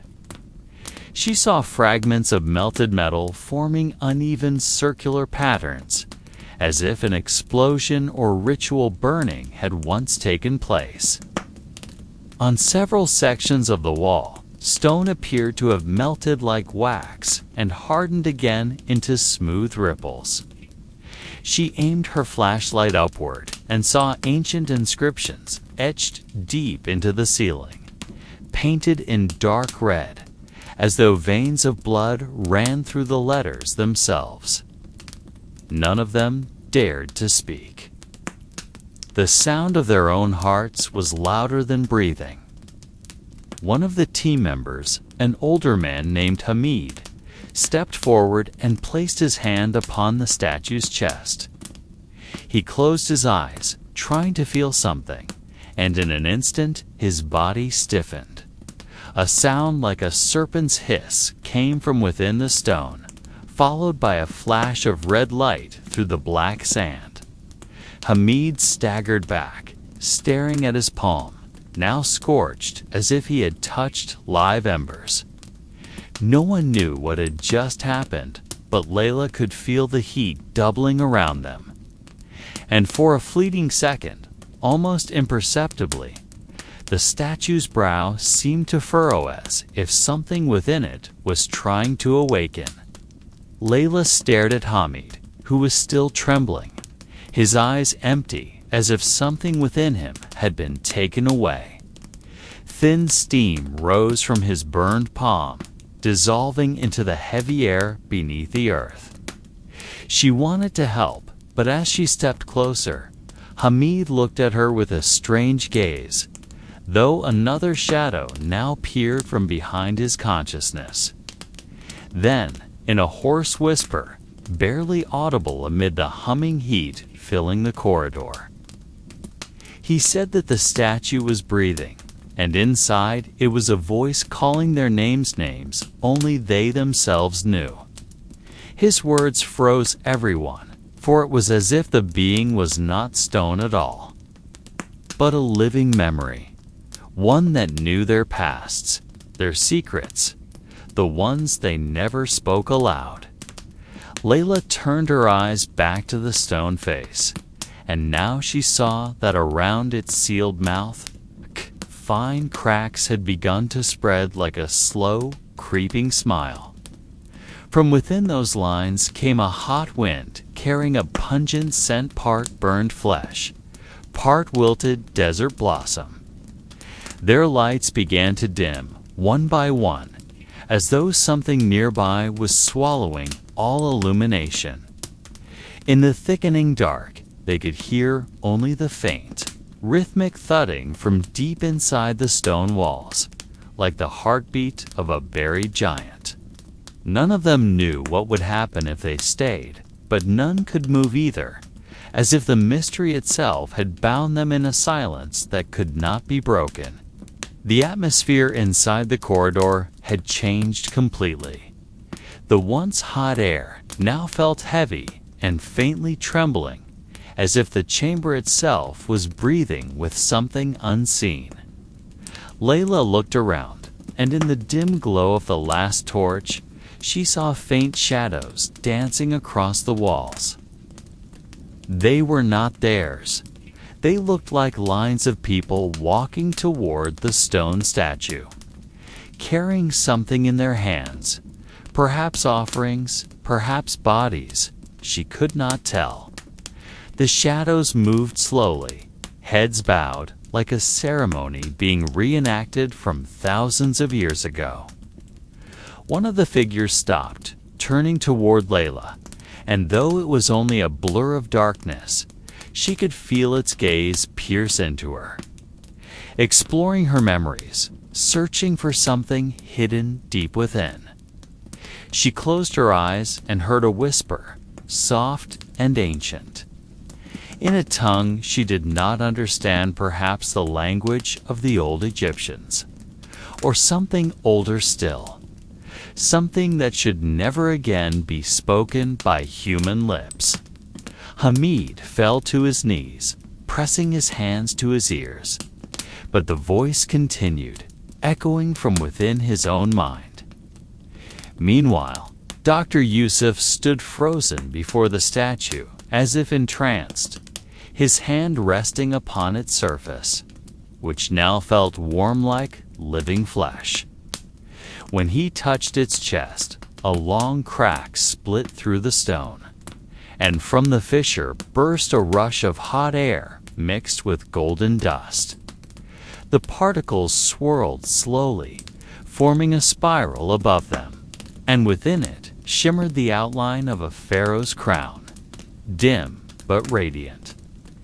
In that strange silence, Layla understood they had awakened something not just ancient, but alive, a soul that had been sleeping for millennia, and was now beginning to remember its own name.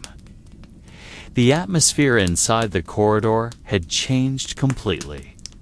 The once hot air now felt heavy and faintly trembling, as if the chamber itself was breathing with something unseen. Layla looked around, and in the dim glow of the last torch, she saw faint shadows dancing across the walls.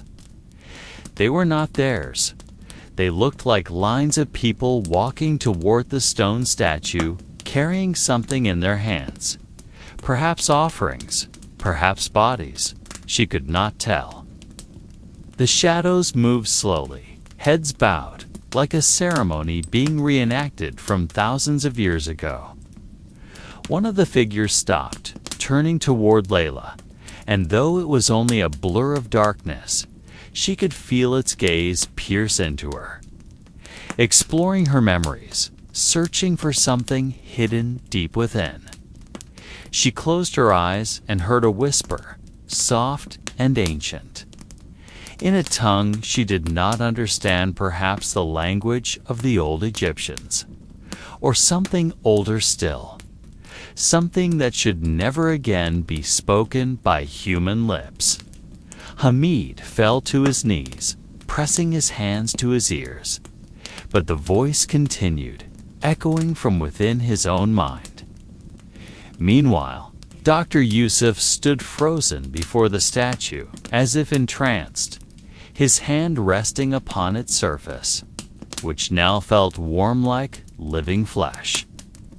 When he touched its chest, a long crack split through the stone, and from the fissure burst a rush of hot air mixed with golden dust. The particles swirled slowly, forming a spiral above them, and within it shimmered the outline of a pharaoh's crown, dim but radiant. In that strange silence, Layla understood they had awakened something not just ancient, but alive, a soul that had been sleeping for millennia, and was now beginning to remember its own name. The air within the chamber began to move, like the breath of something ancient stirring awake. The walls trembled faintly, and from the cracks between the stones came a sound like a low chant. Perhaps the prayer once whispered by the guardians of the tomb when night descended upon the desert. Layla gazed at the swirl of golden dust now falling gently to the ground, forming a circular pattern resembling an ancient symbol she had seen once in the reliefs of Abydos. It depicted the journey of the soul through the underworld, where kings were weighed by Anubis, the guardian of death. Hamid tried to speak, but his voice was swallowed by the echo filling the air. Dr. Yusuf remained transfixed, his trembling hand hovering above the glowing crack in the stone, as if something alive within it was yearning to emerge. The faint light touched their faces, casting shadows that moved across the walls like a procession of returning spirits seeking their forgotten bodies. At the far end of the room, they saw something none of them had ever seen before: a stone sarcophagus carved with impossible intricacy, sealed tight with the mark of the Eye of Horus. On its lid was an inscription, faint yet legible to the patient eye. Layla brushed the dust from its surface, and suddenly the air grew colder, her breath turning to mist. She read the words softly, her voice trembling, and as if in answer. The ground beneath them pulsed gently, like a heartbeat stirring after millennia of stillness. None of them knew who was buried inside, but somehow they all sensed the same truth. This was no ordinary pharaoh. This was something older. Perhaps the first king before history learned to call this land Egypt. Night deepened, and within that stone chamber, time seemed to lose its shape. The sound of the desert wind faded away, leaving only the echo of their footsteps, slowly dissolving into the breathing walls around them. Dr. Yusuf lit a small lamp in his hand, its pale light flickering, illuminating their faces filled with awe and quiet dread intertwined. Around the stone sarcophagus were carvings of vast circles, each filled with symbols found in no record or tablet. Layla traced them one by one, her fingers brushing against lines that felt warm, as if freshly carved, though the stone was surely more than 4,000 years old. Hamid crouched nearby, scuffing fragments of small black metal figurines, perhaps offerings left by the last priest who dared enter this place. One of them depicted a human figure with its face wrapped in cloth, holding a torch that burned from within, a flame that never died. Soon, a gentle vibration rose again, like footsteps walking from beneath the ground. Layla looked toward Dr. Yusuf, but the old man bowed his head, lips moving slowly in what seemed to be a prayer. There was something in the air pressing against their chest, not a threat, but a profound sorrow, as though the spirit buried within was not angry, only lonely from being forgotten for so long. The small lamp's light began to dim, and as darkness fell once more, they heard a faint whisper rising from the walls. No word could be understood, yet the tone carried a mournful melody. A soft lament, marking the end of an age when humans still spoke directly to their gods. Morning never truly arrived beneath the Sphinx. Only a faint light filtering through cracks in the stone above them, like the last rays from a world long abandoned. Inside that chamber, the air grew heavier, as though every breath they took was exchanged for a whisper from the past. Layla stared at the walls that now seemed different, as if each carving slowly shifted in the direction of their gaze. The symbols were no longer still. They moved gently, merging into a pattern resembling a map of stars. Dr. Yusuf noticed something. He pulled out his small notebook, its pages filled with sketches and formulas of ancient Egyptian star movements. His face paled as he compared the carvings to a particular constellation, not the Egyptian sky of today, but how it would have appeared more than 10,000 years ago. Hamid tried to recall the stories told by his grandfather, tales of a time when the Sphinx did not face east, but south, watching something long buried beneath the sands. In that silence, Layla sensed something strange. The air began to swirl at the center of the room, forming a small vortex carrying the scent of metal and dried flowers. A distant sound, like a call, echoed from behind the walls. And when they pressed their ears to it, they heard a rhythm like the heartbeat of a giant, slow, steady, and alive. None of them spoke, for they knew something beneath them was stirring, or perhaps had never truly slept. Time seemed to pause. Faint light from above illuminated the drifting dust, shimmering like tiny stars in the air. In that moment, the Sphinx was no longer lifeless stone, was something aware, watching them in silence, guarding secrets that no human tongue was yet permitted to reveal. The air in the chamber began to pulse slowly, like the breath of an ancient creature waiting deep within the earth. The walls trembled softly, and from the cracks between the old stones came a rustling sound like shifting sand, but the rhythm was too precise to be accidental. Layla closed her eyes, feeling the vibration travel from her feet to her chest, as though her body had become part of the hidden echo beneath them. Dr. Yusuf stared at the floor, where faint circular patterns began to emerge, formed from stones that once seemed randomly placed. He crouched down and touched them carefully, only to pull his hand back when he felt warmth radiating from the surface, as if it carried the heat of the Earth's core. Hamid glanced toward a narrow passage on the right, where air flowed with a steady rhythm, carrying an unfamiliar scent metal mingled with incense. The three of them lit their small lanterns and stepped cautiously into the corridor. Their footsteps echoed endlessly, as if piercing through the folds of time itself. With each step, the carvings along the walls seemed to awaken, depicting human figures with animal heads facing one another. Some held spherical objects that appeared to emit rays of light, intricately carved to suggest a brilliance that had never faded. The corridor wound downward, spiraling into the unknown. At one point, they came upon a massive stone door, sealed tight, without handles or hinges, only a single symbol at its center.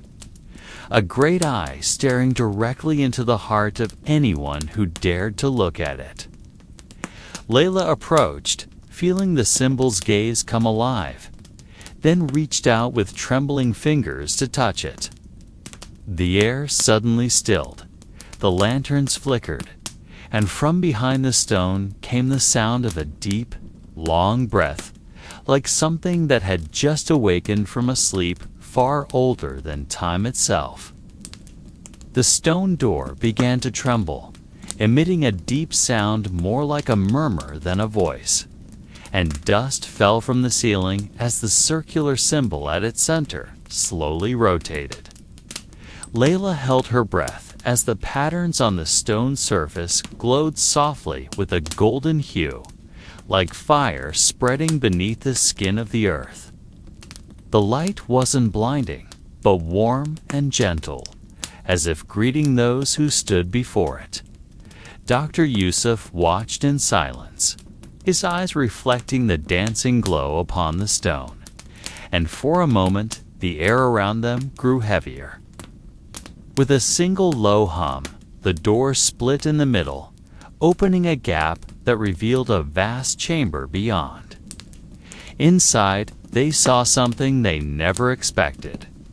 It was not a tomb nor a storage room, but something resembling an observatory covered with carvings of stars, latitudinal lines, and constellations unknown to modern charts. At the center stood a massive stone table, upon which lay an ancient celestial map glowing with the same golden light that had emanated from the door. Hamid stepped closer, his hand trembling as he touched the surface of the table, which felt alive, pulsing faintly in rhythm with his own heartbeat. Layla circled the room, her eyes tracing hieroglyphs along the walls that seemed far older than any dynasty known to history. There were symbols of eyes, falcons, and suns connected by fine lines resembling a map of constellations. Dr. Yusuf read some of them softly, and in that tense silence, they realized that the carvings depicted not only the heavens, but also the underworld, the labyrinth stretching far beneath the Sphinx, perhaps touching something spoken of only in legend. When Layla lifted her gaze, she saw on the ceiling a large carving shaped like an eye, identical to the symbol on the door, but this one seemed to gaze downward, reflecting a golden light that almost felt alive. On the stone table, at the center of the glowing circle of the ancient celestial map, lay a small, flat, round object peering like a meteorite, yet of a color unknown to human eyes. It shimmered with hues of copper, blue, and gold all at once, like a frozen night sky captured in solid form. Layla stared at it for a long moment, sensing faint vibrations radiating from it in a gentle rhythm, almost like breathing. Hamid moved closer and tried to touch it, but as soon as his finger brushed its surface, a beam of light surged outward, tracing the carvings on the table and spreading to the walls surrounding the chamber. One by one, the symbols ignited in gold, transforming the room into a sea of soft radiance. There was no heat, no sound, only an uncanny calm that seemed to suspend time. Dr. Yusuf glanced around, his breath caught, before noticing something that made him freeze. At the far end of the chamber, behind a curtain of sand falling from the ceiling, a massive relief emerged depicting a creature with a human head and a lion's body, identical to the Sphinx above ground. Yet beneath its feet was carved another shadow, a second Sphinx, inverted, facing the earth like a buried reflection. Layla felt a faint tremor beneath her feet, rhythmic, as if footsteps echoed from deep below.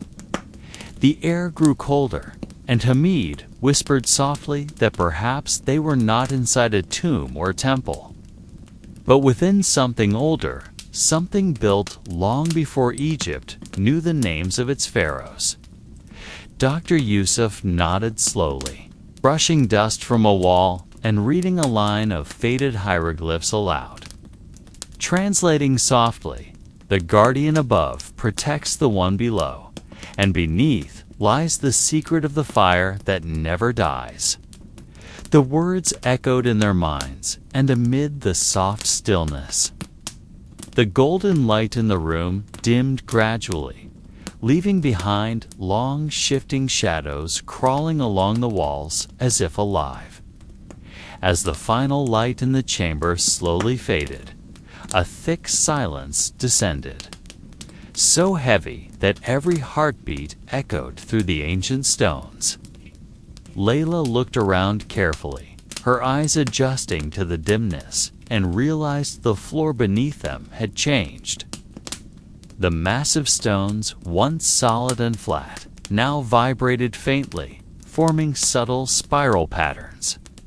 From the center of that pattern, dust began to fall gently, followed by a low sound, like a long exhale from the earth itself. Hamid knelt and brushed away the dust covering the stone surface, revealing a circular symbolon-like hieroglyphs. It was carved as a closed eye, surrounded by tiny flames. Dr. Yusuf crouched beside him, tracing the symbol with his fingertip, and suddenly the air around them quivered softly. The stone at the center began to shift downward, revealing a dark gap that seemed bottomless. A damp wind rose from within, carrying the scent of salt, metal, and something older than time. Layla leaned closer, peering into the opening, but saw nothing beyond pure darkness. Dr. Yusuf took a small lantern from his bag, lit it, and dropped it into the hole. It fell for a long while before its light vanished silently. He turned to his companions and whispered that such depth could not have been made by human hands. Hamid then found an ancient rope coiled in the corner of the room, surprisingly strong despite the passing of thousands of years. They secured the rope to a stone pillar and began their descent one by one, guided by their small flashlights and the faint glow still lingering on the walls. The deeper they went, the heavier the air became, and soft whispers began to form not quite human voices, but the sound of moving air shaping unknown words. At the bottom, they found a stone floor unlike the one above. The walls were not made of Egyptian sandstone, but of a smoother material, almost like black glass that reflected their lantern light. In the center of this lower chamber stood a massive circular door engraved with inward turning spirals. At the heart of the spiral was the same closed eye symbol flanked by small flames, carved deeper than before as if it marked the core of the entire structure. Dr. Yusuf stared at it for a long moment before saying quietly that this might not be just a secret chamber, but the gateway to something described in ancient texts as the belly of the Sphinx, where eternal guardians were sealed along with secrets never meant to be revealed. They stood motionless before the door, listening to the faint hum emanating from within, like the slow heartbeat of something still alive in the dark. The circular door trembled softly as Dr. Yusuf pressed the symbol at the center of the spiral. A gentle hiss, like a long exhale, escaped through the cracks, and the stone began to turn slowly, rising like a sun from within the earth. An ancient scent poured out a blend of sea salt, incense, and something metallic like burnt bronze. When the door finally opened, a strange light greeted them, not from their lanterns, nor from reflected stone, but from the air itself, glowing faintly as though the chamber breathed light. Hamid stepped through first, and as he crossed the threshold, his footsteps made no echo. The air inside felt dense, saturated, as if memories themselves floated in every particle. The space beyond was vast, immeasurable.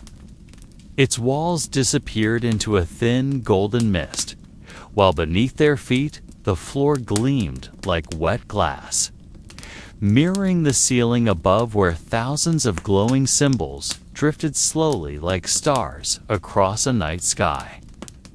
Layla gazed upward, then downward, realizing the ceiling and floor reflected endlessly, forming the illusion of infinite depth.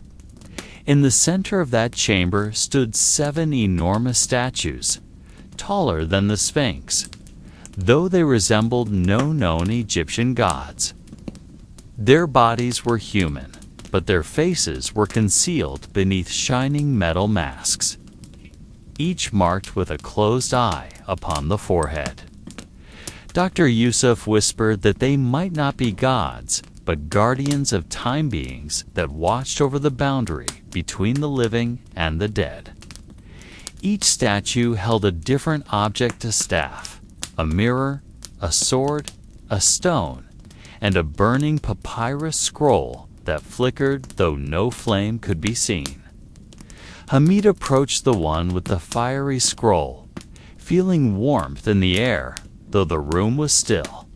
Layla, meanwhile, noticed the floor beneath the statues, where a great circle of ancient text shifted like something alive. The words slowly rearranged themselves, forming phrases that changed each time they blinked. As the 3 of them stood within that circle, the golden mist thickened, and a soft sound rose from every direction, not quite singing, not quite whispering, but something between. The voice spoke names in a language none of them could understand. Suddenly, time seemed to stop. Their lanterns, once gently swaying, hung frozen in the air. Dust no longer fell, and even their breathing felt slow, caught in a space that knew no seconds. Layla lifted her hand and saw the floating dust suspended motionless. In that stillness, she heard it, a faint heartbeat echoing from beneath the ground, as if the earth itself were alive and watching them. Hamid tried to speak, but no sound came out. His lips moved, yet the air around him seemed to swallow every word before it could exist. Dr. Yusuf glanced around, then pointed toward one of the statues, the one holding a metal mirror. Its surface began to tremble, revealing faint reflections of their faces, but distorted, older and younger versions of themselves appearing and fading, pulsing like a heartbeat in glass. Layla stared into the mirror longer, and in its reflection she saw something that wasn't tea in the chamber of vast desert beneath a starlit sky, and in the center the Sphinx, but not as they knew it. The Sphinx in the mirror looked alive, its eyes open, its lips slightly moving, as if whispering. From the mirror came a soft but heavy voice, like an echo from the earth's chest.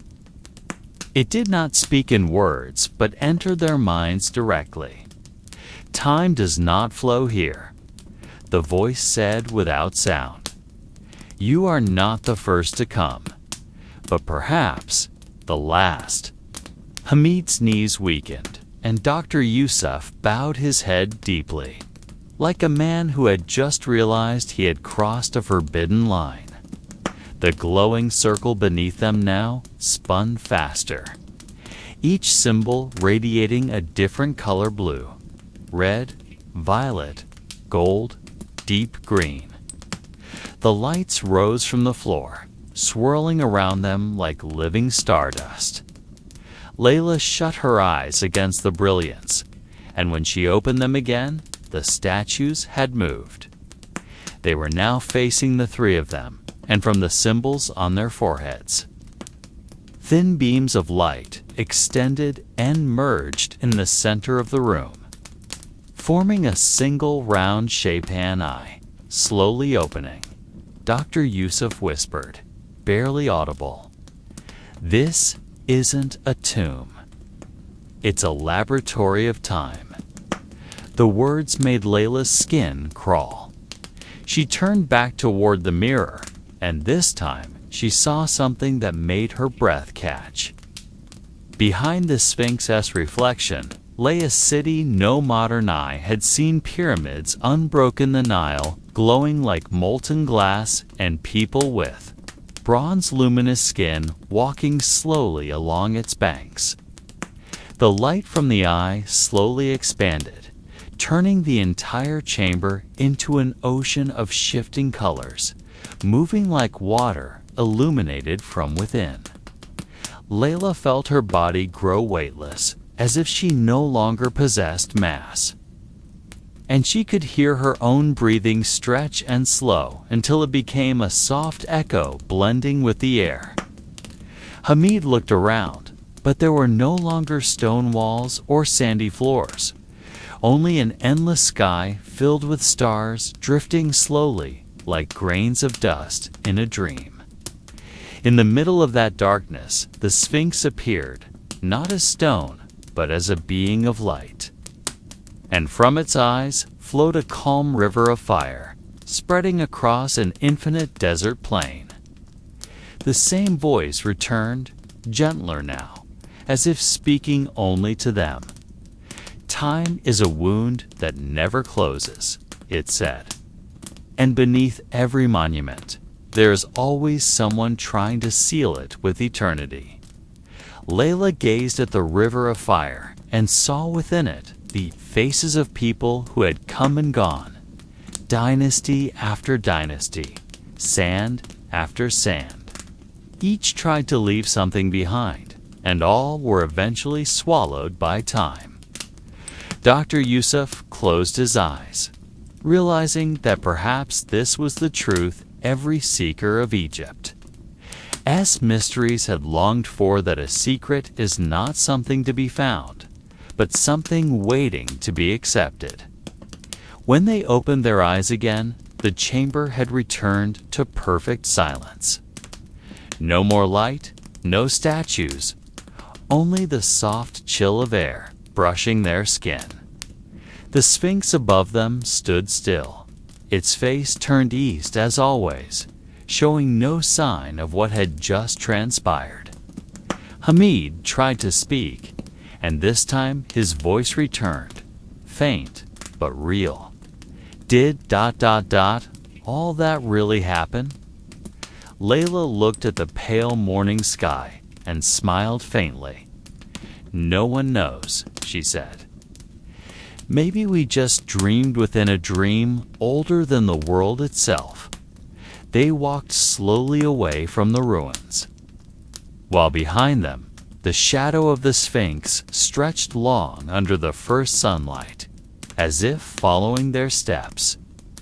The desert wind blew softly, carrying grains of sand that shimmered like the ashes of stars.